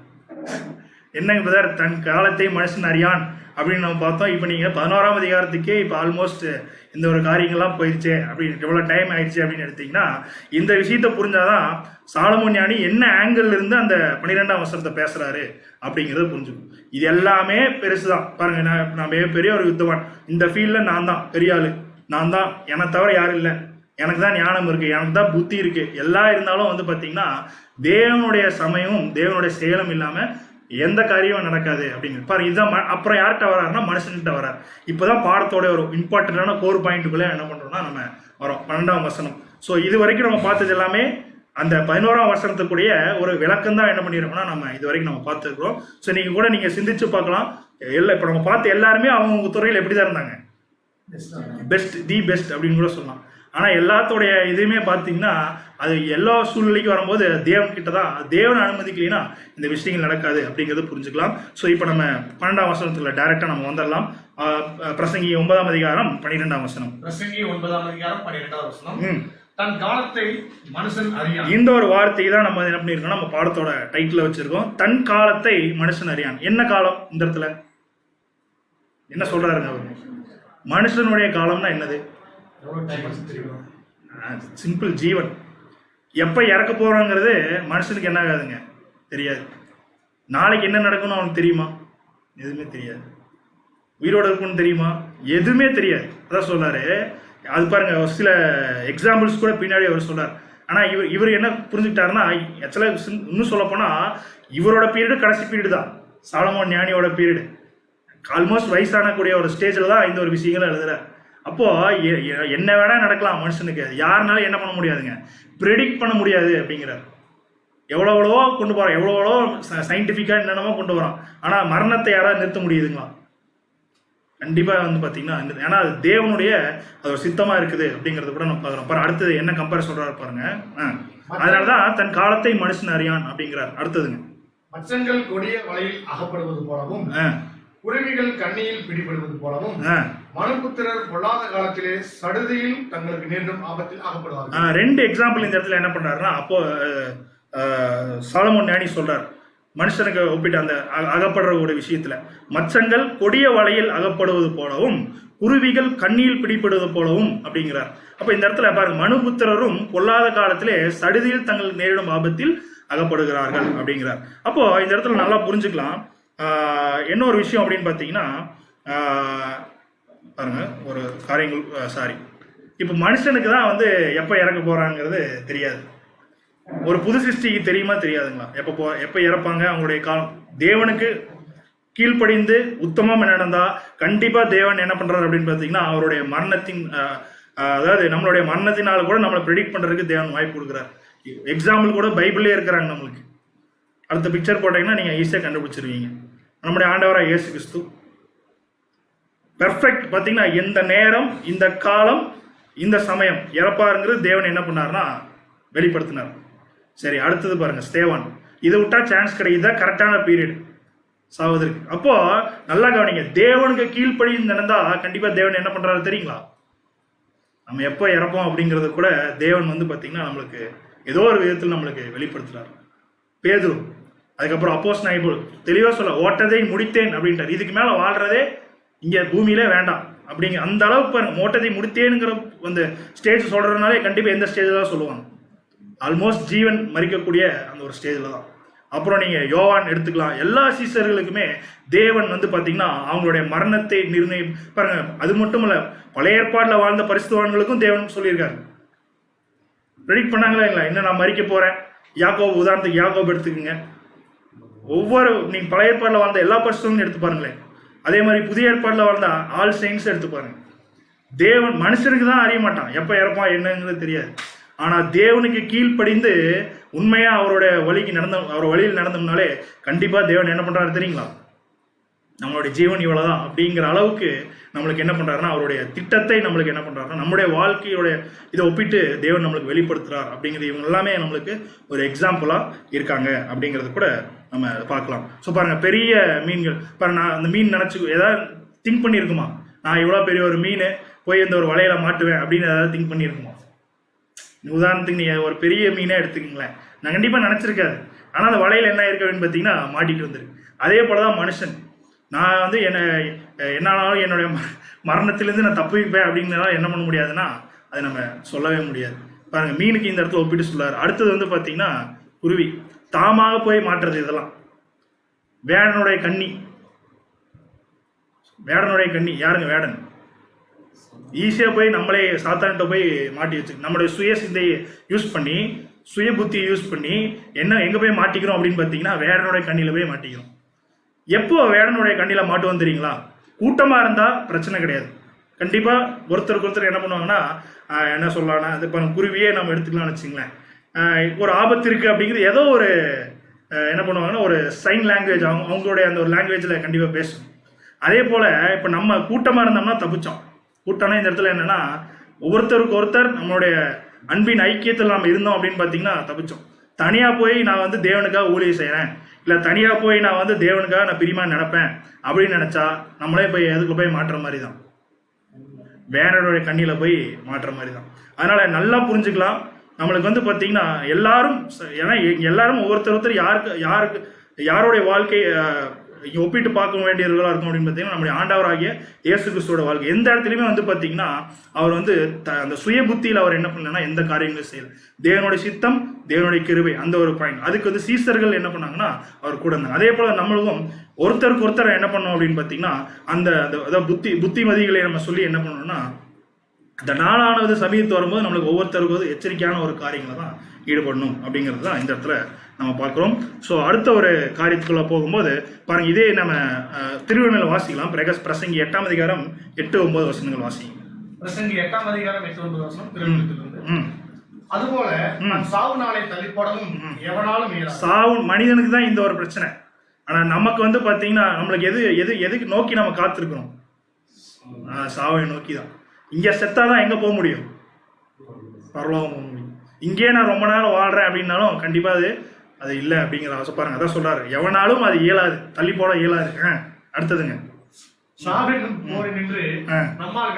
விலகவும் முடியாது, பணம் கொடுத்தும் தப்ப முடியாது, என்ன பண்ணாலும் முடியாதுங்க.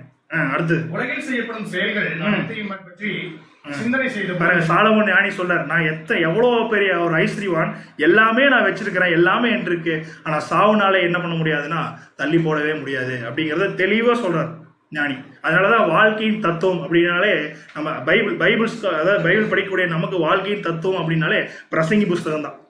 மனிதன் எப்படி வாழணும், எப்படி தேவனுக்கு பிரியமா வாழணுங்கிறது எல்லாமே இந்த புஸ்தகத்துல இருக்கு. பாருங்க, 9ஆம் வசனம் வாசிங்க.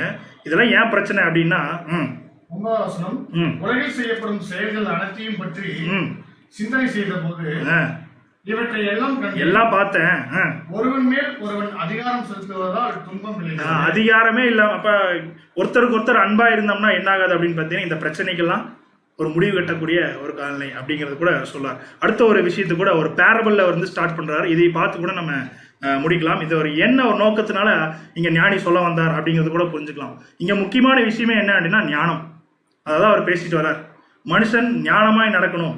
யாருடைய ஞானத்தில் நடக்கணும்னா தேவனுடைய ஞானத்தினால் நடக்கணும் அப்படிங்கிறத தெளிவா சொல்றார். அதுக்கு ஒரு ஊமையை கூட சொல்றார். எப்படி நம்முடைய ஆண்டவராக இயேசு கிறிஸ்து புதிய ஏற்பாடுல அநேக ஊமைகள்னால புரிய வச்சாரோ அதே போல சாலமோன் ஞானி என்ன பண்றாரு அப்படின்னு பாத்தீங்கன்னா அவரும் ஒரு ஊமையினால ஒரு கதையின் வடிவத்துல நம்மளுக்கு ஒரு விஷயத்தை புரிய வைக்கிறார். அது என்ன அப்படிங்கிறத நம்ம வாசிக்கலாம்.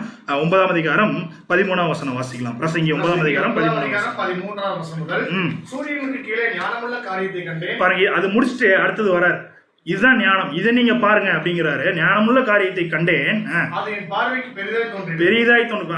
அவரோட சொல்றாரு பாருங்க, என்ன எக்ஸாக்ரேட்டா சொல்றாரு அப்படின்னா இதுதாங்க பெரிய விஷயம் அப்படிங்கிறாரு. என் பார்வைக்கு பெரிதாய் தோன்றிட்டு அப்படிங்கிறார். அடுத்ததுங்க அது என்ன அப்படிங்கறது ஒரு கதை சொல்றாரு. ஒரு சிறு பட்டணம் இருந்தது. அதுல இருந்த குடிகள் கொஞ்சம் மனிதர்கள். அதற்கு விரோதமாய் ஒரு பெரிய ராஜா வந்து அதை வளைந்து கொண்டு அதற்கு எதிராக பெரிய கொத்தளங்களை கட்டினான். அடுத்த வசனம் வாசிங்க. 15ஆம் வசனம். அதில் ஞானமுள்ள ஒரு ஏழை மனிதன் இருந்தான். அவன் தன் ஞானத்தினாலே அந்த பட்டணத்தை விடுவித்தான். ஆனாலும் அந்த ஏழை மனிதனை ஒருவர் நினைக்கவில்லை. ஆகையால் ஏழையின் ஞானம் அசட்டை பண்ணப்பட்டு அவன் வார்த்தைகள் கேட்கப்படாமல் போனாலும் பலத்தை பார்க்கிலும் ஞானமே உத்தமம். பாருங்க, இந்த இடத்துல முக்கியமா சொல்ல வர்றதுன்னா பலத்தை பார்க்கிலும் ஞானமே உத்தமம். அவர் சொல்ல வர்றதே வந்து பாத்தீங்கன்னா ஞானம். ஸோ ஞானத்துல நீங்க தெளிவா இருங்க. அப்போ பாருங்க, இந்த ஒரு ஏழை மனிதன் அப்படிங்கிறவர் என்ன ஞானமுள்ள ஒரு ஏழை மனிதன் என்ன பண்ணிட்டாங்கன்னா அஸ்டே பண்ணிட்டாங்க. இந்த ஒரு ஊமையில வந்து பாத்தீங்கன்னா டைரக்டா நம்ம போயிடலாம். இது வந்து பாத்தீங்கன்னா 3 விஷயங்களை வந்து என்ன பண்றாருன்னா சொல்றாரு. ஒன்னு சிறிய பட்டணம், இன்னொன்னு வந்து பாத்தீங்கன்னா பெரிய ராஜா, அதுக்கப்புறம் வந்து பாத்தீங்கன்னா ஏழை மனிதன். இப்போ சிறிய பட்டணம் அப்படிங்கிற அந்த ஊமையில அப்படியே நீங்க நல்லா கவனிச்சு பாத்தீங்கன்னா உங்களுக்கு ஒரு விஷயங்கள் புலப்படும். சிறிய பட்டணம் பாருங்க, தேவனுடைய ஒரு மிகப்பெரிய ஒரு படைப்பிலேயே எது சிறிய பட்டணம் அப்படின்னு சொல்ல போனா இந்த பூமி தான், இந்த ஒரு உலகம் தான். அந்த சராசரங்களையும் படிச்ச தேவனுக்கு இது எப்படி ஒரு பார்வையில பார்க்கும்போது இது ஒரு சிறிய பட்டணம் தான். இந்த சிறிய பட்டணத்தை பிடிச்சிருந்த ராஜா யாருங்க? ஒரு பெரிய ராஜா யாரு? சாத்தான். ஸோ நல்லா பாருங்க, இந்த பூமி இப்போ பூமியோட விஷயங்கள் எல்லாமே யார் கண்ட்ரோல்ல தான் இருந்துச்சு. இன்னும் சொல்ல போனா கிறிஸ்து வந்து என்ன பண்றாருன்னா அது எப்படியே அவர்கிட்ட வாங்குறாரு அந்த ஒரு 2ஆம் வருகையில். அது கூட நம்ம தெரிஞ்சதுதான். இப்போ இந்த பெரிய ராஜா யாரு அப்படின்னு பாத்தீங்கன்னா சாத்தான். அடுத்தது வந்து பாத்தீங்கன்னா இந்த ஏழை மனிதன் 1ஆம் வருகையில் நம்முடைய ஆண்டவர் இயேசு கிறிஸ்து எப்படி வந்தாருங்க? நல்ல மிகப்பெரிய ஐஸ்வர்யமான வந்தாரா? இல்ல, ஒரு சாதாரண ஒரு குடும்பத்துல தான் என்ன பண்ணாருன்னா அவர் பிறந்தார். ஸோ ஏழை மனிதன் வேற யாரும் இல்லை, நம்முடைய ஆண்டவராகிய இயேசு கிறிஸ்து. இப்போ நீங்க அந்த வசனத்தை அப்படியே வச்சு நீங்க ஒரு பாயிண்ட் வரும்போது இயேசு கிறிஸ்து சொன்னது யாருமே என்ன பண்ணலீங்க, கேட்கவே இல்லை. ஆனா அதுலதான் என்ன இருந்து அவர் சொன்னதுலதான் என்ன இருந்துச்சுங்க? அவர் சொன்னதுலதான் என்ன இருந்துச்சுங்க? ஞானம் இருந்துச்சு. அப்போ நம்ம என்ன பண்ணணும் அப்படின்னு பாத்தீங்கன்னா இந்த ஞானத்தை தான் என்ன பண்ணணும்னா ஃபோக்கஸ் பண்ணணும். இதனாலதான் பாருங்க நம்முடைய ஆண்டவராக இயேசு கிறிஸ்து 1ஆம் வருகையில் வரும்போது அங்க ஒரு மிகப்பெரிய காரியங்களை செய்யறாரு. அதெல்லாம் பார்த்து என்ன சொல்றாங்க பாருங்க அங்க இருந்தவங்க. மார்க் 6ஆம் அதிகாரம் 2-3 வசனங்கள் வாசிக்கலாம். மார்க் 6ஆம் அதிகாரம் 2ஆம் வசனம். ஓய்வு நாள் ஆன போது தேவாலயத்தில் உபதேசம் பண்ண தொடங்கினார்.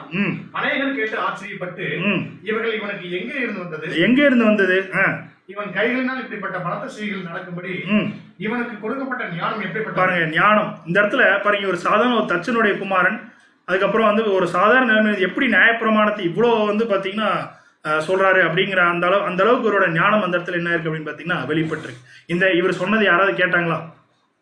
போஸ்டரை தவிர யாருமே என்ன பண்ணல அப்படின்னு பாத்தீங்கன்னா அசட்டை பண்ணவங்க தான் இந்த ஒரு சூழ்நிலையில. அப்போ இந்த இடத்துல தேவ ஞானம், மனுஷ ஞானம். இந்த இடத்துல இந்த ஞானம் யார் அப்படின்னு பார்க்கும்போது நம்முடைய ஆண்டவராகிய இயேசு கிறிஸ்து அவர் சொன்ன உபதேசங்கள் அப்படிங்கறத கூட நம்ம பார்க்கலாம். ஸோ இந்த இடத்துல நம்மளுக்கு ஒரு 2 கேள்வி இருக்கு பாருங்க. அதான் 17-18 வசனத்தை இதுதான் கடைசி வசனங்கள்.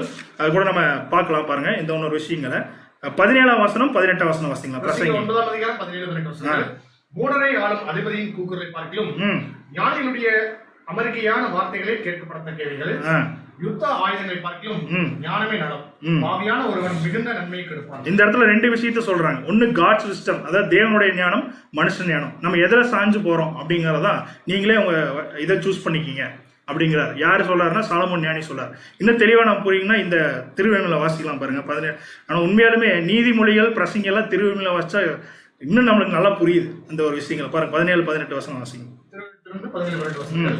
மூடர் கூட்டத்தில் அந்த தலைவன் முழக்கம் செய்வதை கேட்பதை விட ஞானம் உள்ளவர்கள் அடக்கமுடன் கூறுவதை கேட்பதே நன்று. நல்லா கவனிங்க இந்த வசனத்தை.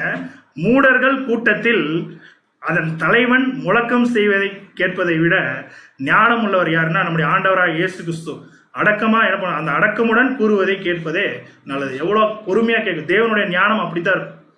அது வந்து பார்த்தீங்கன்னா எந்த இடத்துலையுமே வந்து சுய ஞானத்தை வந்து பார்த்தீங்கன்னா அது சொல்லாது. அதான் சொல்ல 18ஆம் வசனம் பாருங்க, இன்னும் சூப்பரா இருக்கும். அதோட வசனம் போர்க்கருவிகளை விட பாருங்க. இப்ப நம்ம மிகப்பெரிய போர்க்கருவிகள் வச்சிருக்கோமா இல்லைங்களா? என்னது ஆயத்தம் என்னும் பாதரட்சை எல்லாம் தொடுத்துட்டு இருக்கோம் இல்லைங்களா? மிகப்பெரிய போர்க்கருவி வச்சிருக்கிறோம். ஆனா எப்படி அந்த அப்னேயர் பார்த்தோம் இல்லைங்களா? எவ்வளவு பெரிய ஒரு போர்க்கருவி, ஞானம் இல்லாம என்ன ஆயிட்டாருங்க, இறந்து போயிட்டார். அதே போலதான் இந்த இடத்துல பாருங்க, வசனம் வாசிங்க. போர்க்கருவியோட ஞானமே சிறந்தது, ஆனால் ஒரே ஒரு தவறு நன்மைகள் பலவற்றை கெடுத்து. பாருங்க, ஒரே ஒரு தவறு பல நன்மைகளை என்ன பண்ணும் அப்படின்னு பாத்தீங்கன்னா கெடுத்துருமோ. இது என்னோட பெஸ்ட் எக்ஸாம்பிள் யாரு அப்படின்னு பாத்தீங்கன்னா மோசே தான். மோசேக்கு இல்லாத ஞானமா, தேவன் கொடுக்காத ஞானமா, ஒரே ஒரு விஷயத்துலதான் என்ன பண்ணாருங்க மோசே. கண்மலையை பார்த்து பேசினா, ரெண்டாவது என்ன பண்ணிட்டாருங்க, அடிச்சிட்டாரு. இந்த இடத்துல ஒரு 2 எக்ஸாம்பிள் நான் உங்ககிட்ட சொல்லிட்டு இந்த ஒரு பாடத்தை கூட நம்ம இன்னொரு எக்ஸாம்பிள் கூட நம்ம முடிக்கலாம். பாருங்க, மோசையோட பாயிண்ட பாருங்க, நல்லா கவனிங்க. வேற ஏதாவது தவறு செஞ்சாரா மோசே? யோசிச்சு பாருங்க. ஒரே தவறு தான். ஏன் தேவன் மன்னிச்சிருக்கலாம் இல்லையா? தாவீதை மன்னிச்ச மாதிரி தாவீது தான் தவறு செஞ்சாரு, மன்னிச்சிருக்கலாம் இல்ல? இதுல 2 விஷயமான நல்லா புரிஞ்சுக்கலாம். நல்லா கவனிங்க.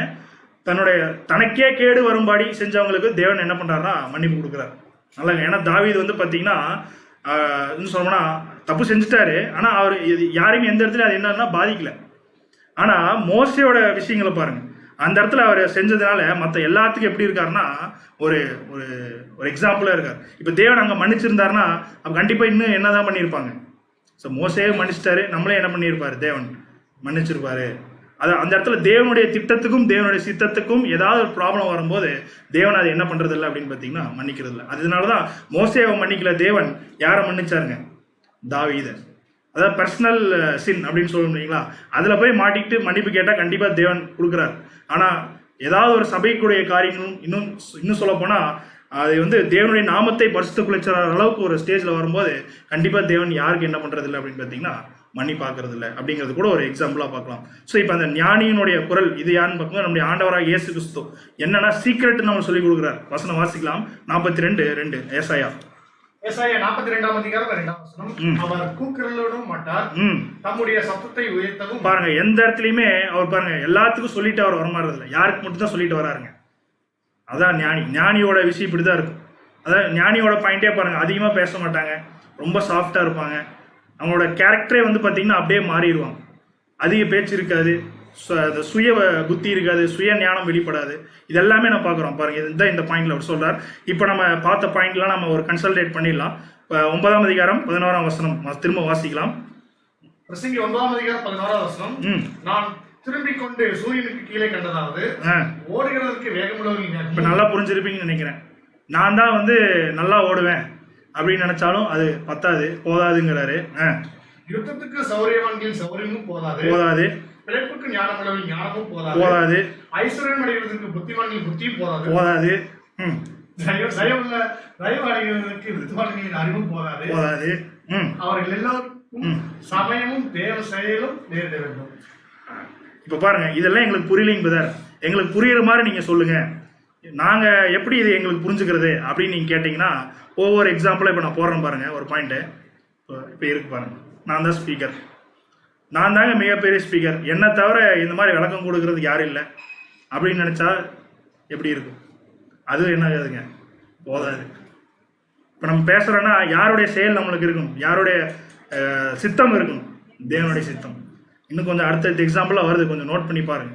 இப்போ அடுத்தது, நான் தான் வந்து இந்த கீபோர்ட்லாம் நல்லா போடுவேன், நல்லா மியூசிக் பண்ணுவேன், நான் தான் நல்லா பாடுவேன் அப்படின்னு நினைச்சா அந்த பார்த்தோம்ல எக்ஸாம்பிள்லாம் அதே மாதிரி தான் யாரும் ஆயிரும், நம்மளும் ஆயிரும். சரிங்களா? அப்போ நல்லா கவனிங்க, நான் அப்படின்னு ஒரு பிரச்சனை வந்தாலே தேவன் இம்மீடியட்டா வந்துடுவார். திங்கிங்ல வரும்போதே வந்துடுவார் தேவன் நம்மகிட்ட. நீ நான் சொன்னையா, எப்படி எத்தனையோ எக்ஸாம்பிள் நான் பார்க்குறோம். சாத்தான், நேபுகாத்நேசர், நான் சொன்னவங்களுக்குலாம் தேவன் இமிடியேட் ஜட்ஜ்மெண்ட் தான். ரொம்ப கேர்ஃபுல்லாக இருக்கும். நம்ம இன்னும் புது சிருஷ்டிகளாக இருக்க நமக்கு கடைசி காலத்தில் வந்து நமக்கு வந்து பார்த்தீங்கன்னா இந்த மாதிரியான சில சாத்தான் ஈஸியாக நம்மளை என்ன பண்ணிடுவான்னா தூண்டி விட்டுருவோம். பாருங்க அடுத்தது நான் தான் வந்து ஒரு சகோதரன் வந்து பற்றி இதை பாருங்க, எல்லா பாயிண்ட்ல பாருங்க நல்ல விஷயம்தான். ஆனால் அது எப்படின்னா நான் தான் அப்படிங்கிற ஒரு பாயிண்ட்ல வரும். ஒரு சகோதரனுக்கு ஏதோ ஒரு உதவியா நான் தான் முதலாளா போய் என்ன பண்ணுவேன், ஹெல்ப் பண்ணுவேன் அப்படிங்க. அந்த எல்லாமே பாருங்க அது நல்ல விஷயம் தான். ஆனால் மைண்ட்ல என்ன இருக்குன்னா நான் தான். அடுத்தது பாருங்க, ஒரு சகோதரனுக்கு ஏதோ ஒரு பிரச்சனையா என்ன தவிர யாரும் வர்றது இல்லைங்க, நான் தாங்க முதல்ல போறேன் ஒரு சகோதரனுக்கு ஹெல்ப் பண்றதுக்கு. அதில் பாருங்க அது நான் அப்படின்னு ஒரு விஷயம் வந்தாலே இந்த பாயிண்ட்ல வந்துடும். அடுத்தது பாருங்க ஒரு எக்ஸாம்பிள், நான் தாங்க நல்லா கூட்டுவேன் நீங்க கொடுங்க நான் கூட்டுறேன் அப்படின்னு சொன்னா எப்படி இருக்கும்? அந்த ஒரு சகோதரனோ சகோதரியோ அந்த வேலையை செய்யும் போது எனக்கு தான் நல்லா கூட்ட தெரியும், நீங்க என்ன இதுல கூட ஒரு மேட்டிமை வர்றதுக்கு சான்ஸ் இருக்குங்கிறார். நீங்க ஆக்சுவலா இதோட கமெண்ட்ரிஸ் எல்லாம் வந்து பாத்தீங்கன்னா இன்னும் கொஞ்சம் பயங்கரமா இருக்கு. இதோட திங்கிங் பாயிண்ட்லாம் சிம்பிளா நம்ம வந்து ஒரு புரிஞ்சுக்க கொள்றதுக்காக நம்ம சொல்றோம். அப்போ ஒருத்தருக்கு நம்மளோட பெஸ்டா செய்ய முடியலையா, அவங்க பெஸ்டா செய்யறதுக்கு நம்ம என்ன பண்ணலாம், ஹெல்ப் பண்ணலாம். அப்படிதான் அப்போஸ்தலனாகிய பவுல் பண்ணார். அவர் நினைச்சிருந்தா என்ன பண்ணிருக்கலாம், முதலாள ஓடி போய் அந்த கிரீடத்தை வாங்குறதுக்கு ஒரு சான்ஸ் இருக்கு. ஆனா இருந்தாலும் இருக்கும் போது என்ன பண்ணாருன்னா மற்றவங்களையும் கூட்டிக் கொண்டு என்ன பண்றாருன்னா ஓடுறாரு. அதுக்குதான் தேவன் அவரோட தயவு கொடுத்திருந்தார். இவர் தானாக போய் முடிச்சு போய் அந்த ஒரு விஷயத்தை செய்யறதுக்காக தேவன் தயவு கொடுக்கல. மற்றவங்க கூட சேர்ந்து பயணிப்பதற்காகவும் ஒருத்தரை விழுந்திருந்தாருன்னா தூக்கி எடுத்துக்கொண்டு போய் அவங்களே கொண்டு போய் அந்த டெஸ்டினேஷன் ரீச் பண்றதுக்காக தான் தேவன் தயவு கொடுத்தார். அதை நல்லா புரிஞ்சுக்கிட்டார் அப்போஸ்தலனாகிய பவுல். அதனால எந்த இடத்துலையுமே அவர் தன்னை பெஸ்ட்டா அவர் எந்த இடத்துலையும் வந்து பாத்தீங்கன்னா அவர் காமிச்சிக்கவே இல்லை. அவர் பெஸ்ட்டா இருந்தாலும் கூட எந்த இடத்துலையுமே பெஸ்ட்டா அவர் காமிக்கவே இல்லை, அவர் சொல்லவும் இல்லை. அப்போ இதெல்லாமே நம்மளுக்கு ஒரு படிப்பினையா ஒரு பாடமா தான் நம்மளுக்கு இருக்கு. என்ன இருந்தாலும் தேவனுடைய சித்தம், தேவனுடைய கிருபை, தேவனுடைய செயல் இல்லைன்னா இதெல்லாமே எதுவும் செய்ய முடியாது. பாருங்க அடுத்த ஒரு சிம்பிளான ஒரு விஷயம், சபையில நான் தாங்க அதிகமா பணம் கொடுக்குறேன், வேற யாருமே கொடுக்கறது இல்லைங்க. தம்மைத்தாவே செஞ்சிருப்போம், தெரியாம ஏதோ ஒரு இடத்துல நம்ம பேசியிருப்போம் கண்டிப்பா. அது கூட வந்து பாத்தீங்கன்னா ஒரு மேட்டிமை. இதெல்லாமே செய்யறது, இந்த வேலைகள்லாம் செய்யறதுக்கு யாருடைய செயல் இருந்தது, அதை மறந்துட்டோம், தேவனை மறந்துட்டோம். ஆனா நம்மளே என்ன பண்றோம் அப்படின்னு பாத்தீங்கன்னா தேவ செயலை மறக்கடிச்சுட்டு நம்ம செஞ்சதை என்ன பண்றோம் முன்னாடி கொண்டு வந்துருக்கோம். இதனாலதான் சாலமோன் ஞானி தெளிவா சொல்லாரு, இதெல்லாமே இருந்தாலும் பத்தாதுங்க. தேவனுடைய சமயம், தேவனுடைய வழிநடத்தல், தேவனுடைய சித்தம் இல்லாம நீங்க இன்னைக்கு நம்ம இங்க இடத்துல பேசிட்டு இருக்கோம், உயிரோட வாழ்ந்துட்டு இருக்கோம், இதெல்லாமே யாருடைய சித்தம் அப்படின்னு பாத்தீங்கன்னா தேவன் சுவாமி. இதுதான் ஞானி. ஞானியோட வார்த்தை எப்படி இருக்குன்னா இப்படிதான் இருக்கும். இதுல ஞானம் அடைஞ்சா எங்க போயிடலாம், டைரக்ட் நம்ம ஓடிட்டே இருக்கலாம். இல்ல நான் என்னுடைய சுய சித்தத்தின்படி என்னோட சுய ஞானத்தின்படி தான் செய்வேன் அப்படின்னா நம்ம எக்ஸாம்பிள் பார்த்த மாதிரி நிறைய பேர் அப்னேர், அகித்தோப்பேல் இந்த மாதிரி என்ன ஆயிரும் அப்படின்னு பார்த்தீங்கன்னா முடிஞ்சிடும். ஸோ இந்த ஒரு பாடத்துல தேவன் இன்னைக்கு நம்மளுக்கு சொல்ல வர்றது என்ன அப்படின்னு பார்க்கும்போது, நம்ம ஏதோ ஒரு துறையில பெஸ்ட்டாக இருக்கலாம், இல்லை தேவன் கொடுத்த ஊழியங்களில் பெஸ்ட்டாக கூட இருக்கலாம். ஆனால் பெஸ்ட்டுன்னு சொல்லி யார்கிட்டையும் என்ன பண்ண வேண்டாம்னா சொல்லி காமிக்கவோ நம்மளுடைய திங்கிங்லேயோ அது இருக்கக்கூடாது. தேவன் அப்போதான் அதை மென்மேலும் நம்மளை வளர்த்துவார். அதுக்கு உதாரணம் வந்து நம்முடைய ஆண்டவராக இயேசு கிறிஸ்து, அப்போஸ்தலர்கள் எல்லாருமே வந்து பார்த்தீங்கன்னா அதுக்கு நம்ம உதாரணமாக சொல்லலாம். ஸோ இந்த ஒரு பாடத்தை தேவன் நம்மளுக்கு கிருபையாக கொடுத்துருக்கிறார். ஆகவே நம்ம எந்த சூழ்நிலையிலும் நம்மை மேட்டுமை பாராட்டாதபடிக்கு தேவனுடைய ஞானத்திலே நம்ம செயல்பட, தேவனுடைய புத்தியிலே நம்ம நடப்பதற்கு தேவன் நம்மளுக்கு கிருபை செய்வாராக என்ற அந்த ஆறுதலான ஒரு வார்த்தை கூட தேவன் நம்மளுக்கு இந்த நேரத்திலே கொடுத்திருக்கிறார். ஆகவே பொறுமையோடு கேட்டவங்களை கூட தேவன் ஆசீர்வதிப்பாராக. ஆமென்.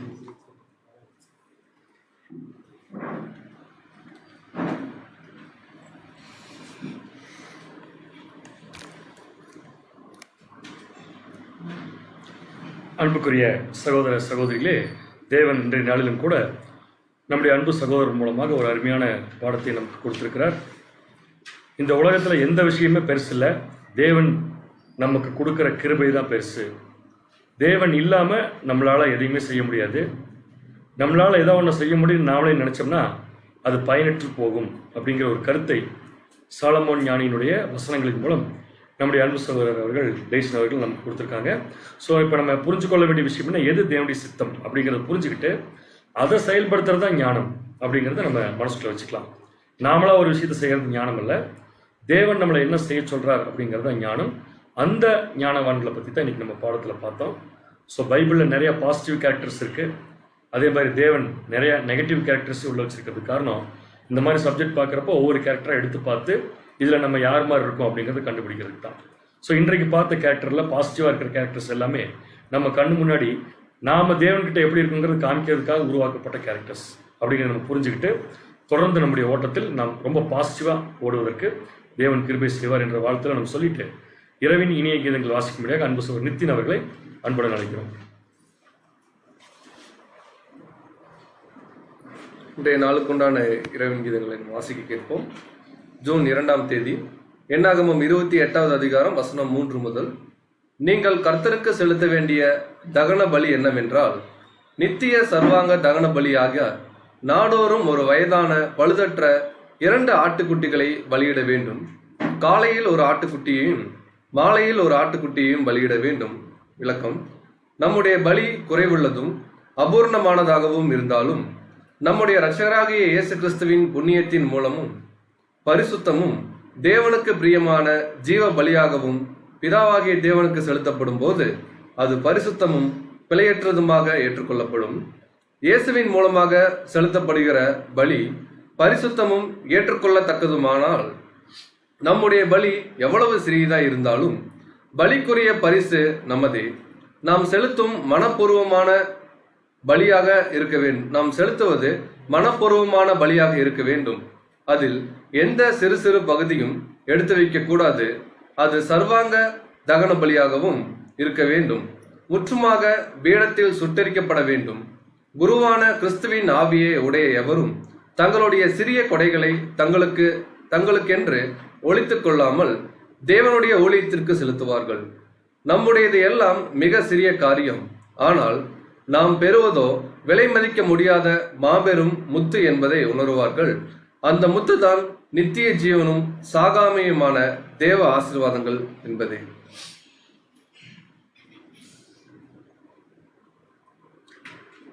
இறுதி ஜபத்தை நம்முடைய அன்பு சகோதரர் கார்த்திகேயன் அவர்கள் ஏறெடுப்பார்கள். ஜபத்துக்கு பின்பு அறிவிப்புகளை நாம் வாசிக்க கேட்போம். ஜபம் செய்வோம். சர்வ வல்லமையும் மகிமையும் நிறைந்த எங்கள் அன்பின் ஒன்றான பரம தகப்பனே, இரக்கமுள்ள தந்தையே, மன உருக்கம் நிறைந்தவரே, கடந்த போன காலங்கள் முழுவதும் தேவரிதாமே நீர் எங்கள் எல்லாம் சத்தியத்தின் பாதையிலும் நீதியின் பாதையிலும் பலியின் ஜீவியத்திலும் இந்த மகா பெரிய தேவக்காக நன்றி அப்பா. தேவனே, உங்களுடைய அளவற்ற அன்பினால் இரக்கத்தினால் ஒவ்வொரு நாளும் மாலை பொழுதிலே உன்னதமான சத்திய பாடங்களை எங்களுடைய அன்பு சகோதரர் வாயிலாக கேட்கும்படியாக தேவனை கிருபை செய்து வருகிறேன். இந்த நாளும் கூட நாங்கள் சகோதரர் வாயிலாக பெற்றுக்கொண்ட சத்தியங்களை எங்களுடைய மனதில் வைத்து கீழ்மூலம் வெளிப்படுத்த தேவன் தாமே எங்களுக்கு ஞானத்தையும் உங்களுடைய பரிசுத்தாவின் மண்டலத்தையும் தந்து ஆசிரியக்க வேண்டுமா எங்களுடைய ஜெயிக்கணும் தோப்பனேன். கடைசி காலங்களிலே வாழ்ந்து கொண்டிருக்கிற எங்களுக்கு தொடர்ந்து எச்சரிப்பான காரியங்களை நீர் வெளிப்படுத்தி வருகிற தோப்பனே. எங்களுடைய குணலட்சணங்களெல்லாம் நாங்கள் மாற்றிக்கொண்டு உமக்கு ஒரு பிரியமான வாழ்க்கையை இந்த பூமியில் வாழ தேவன் தாமே கிருபை செய்ய வேண்டுமா என்று ஜெயிக்கிறோம் அப்பா. எங்கள் அன்பின் பிதாவே, உமக்கு சித்தமிருந்தால் நாங்கள் இயேசு கிறிஸ்துவனுடைய சாயலை பெற்றுக்கொண்டு அவரோட கூட ஆலயம் செய்யும்படியாக தேவன் தாமே நீர் சித்தம் வைத்து எங்களை வழிநடத்த வேண்டுமா என்று ஜெயிக்கிறோம் தோப்பனே. சபையில் உள்ள ஒவ்வொரு சகோதரர்களுக்காக இந்த நாங்கள் ஜெயிக்கிறோம் அப்பா. தேவர் தாமே எங்களுடைய குறைகளெல்லாம் நீர் கிறிஸ்துக்களாக நிறைவாக்க வேண்டுமா இந்த நாங்கள் ஜெபித்து மன்றாடுகிறோம் தோப்பனே. மீதியாக உங்களுடைய சமூகம் நோக்கி நாங்கள் வரும் வரை எங்களுடைய காலத்தையும் எங்களுடைய நேரத்தையும் தேவரை நீர் அறிந்திருக்கிறப்பா. அவை அனைத்தையும் நீரே பாதுகாப்பாகவும் ஆசீர்வாதமாகவும் நீர் கிருபையாகவும் வழிநடத்த வேண்டுமாய் எங்களுடைய கர்த்தரும் ரட்சகருமாக இருக்கக்கூடிய இயேசு கிறிஸ்துவின் வழியாக ஜெபிக்கிறோம் நன்றின் பிதாவே. ஆமென்.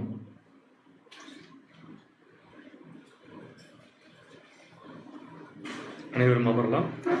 இன்றைய நாளுக்கு உண்டான அறிவிப்புகள் வழக்கம் போல் நம்முடைய வேத பாடங்கள் ஒவ்வொரு நாளும் மாலை 7:15 மணிக்கு துவங்கி சகோதர சகோதரர்கள் அனைவரும் அதை பார்க்கும்படியாக அன்புடன் கேட்டுக்கொள்கிறோம். அது மட்டுமல்ல, நேற்றைய தினத்தில் அறிவித்திருந்தபடி 10லிருந்து 11 மணி வரைக்கும் தினமும் இரவு நம்முடைய கிறிஸ் ப்ரோக்ராம் கோயம்புத்தூர் பைபிள் ஸ்டூடெண்ட்ஸ் குரூப்பில் போடப்பட்டு வருகிறது. அதில் நேற்று ஒரு புது மெத்தட் நம்ம ஆரம்பித்தோம். அதில் அநேக சகோதர சகோதரிகள் கலந்து கொண்டார்கள். இன்னும் நிறைய பேர் கலந்து கொள்ளாமல் இருக்கிறீங்க. கலந்து கொள்வதற்கு தயக்க வேண்டாம். நமக்கு தெரிஞ்சிருக்கோ இல்லையோ, பார்ட்டிசிபேட் பண்ணுறது ரொம்ப முக்கியமான ஒரு விஷயமா இருக்கும். ஆகவே தொடர்ந்து நீங்கள் அனைவரும் கலந்து கொள்ளும்படியாக உங்களை அன்புடன் கேட்டுக்கொள்கிறோம். அந்த நிகழ்ச்சி சரியாக 10லிருந்து 11 மணி வரைக்கும் நடக்கும் என்பதை தெரிவித்துக் கொள்கிறோம். வேறு விசேஷ அறிவிப்புகள் ஒன்றுமில்லை. மீண்டும் நாளை மாலை 7:15க்கு நாம் சத்தியத்தோடு சந்திப்போம். தேவன் நம்மை அனைவரையும் ஆசீர்வதித்து நடத்துவார்கள். ஆமென்.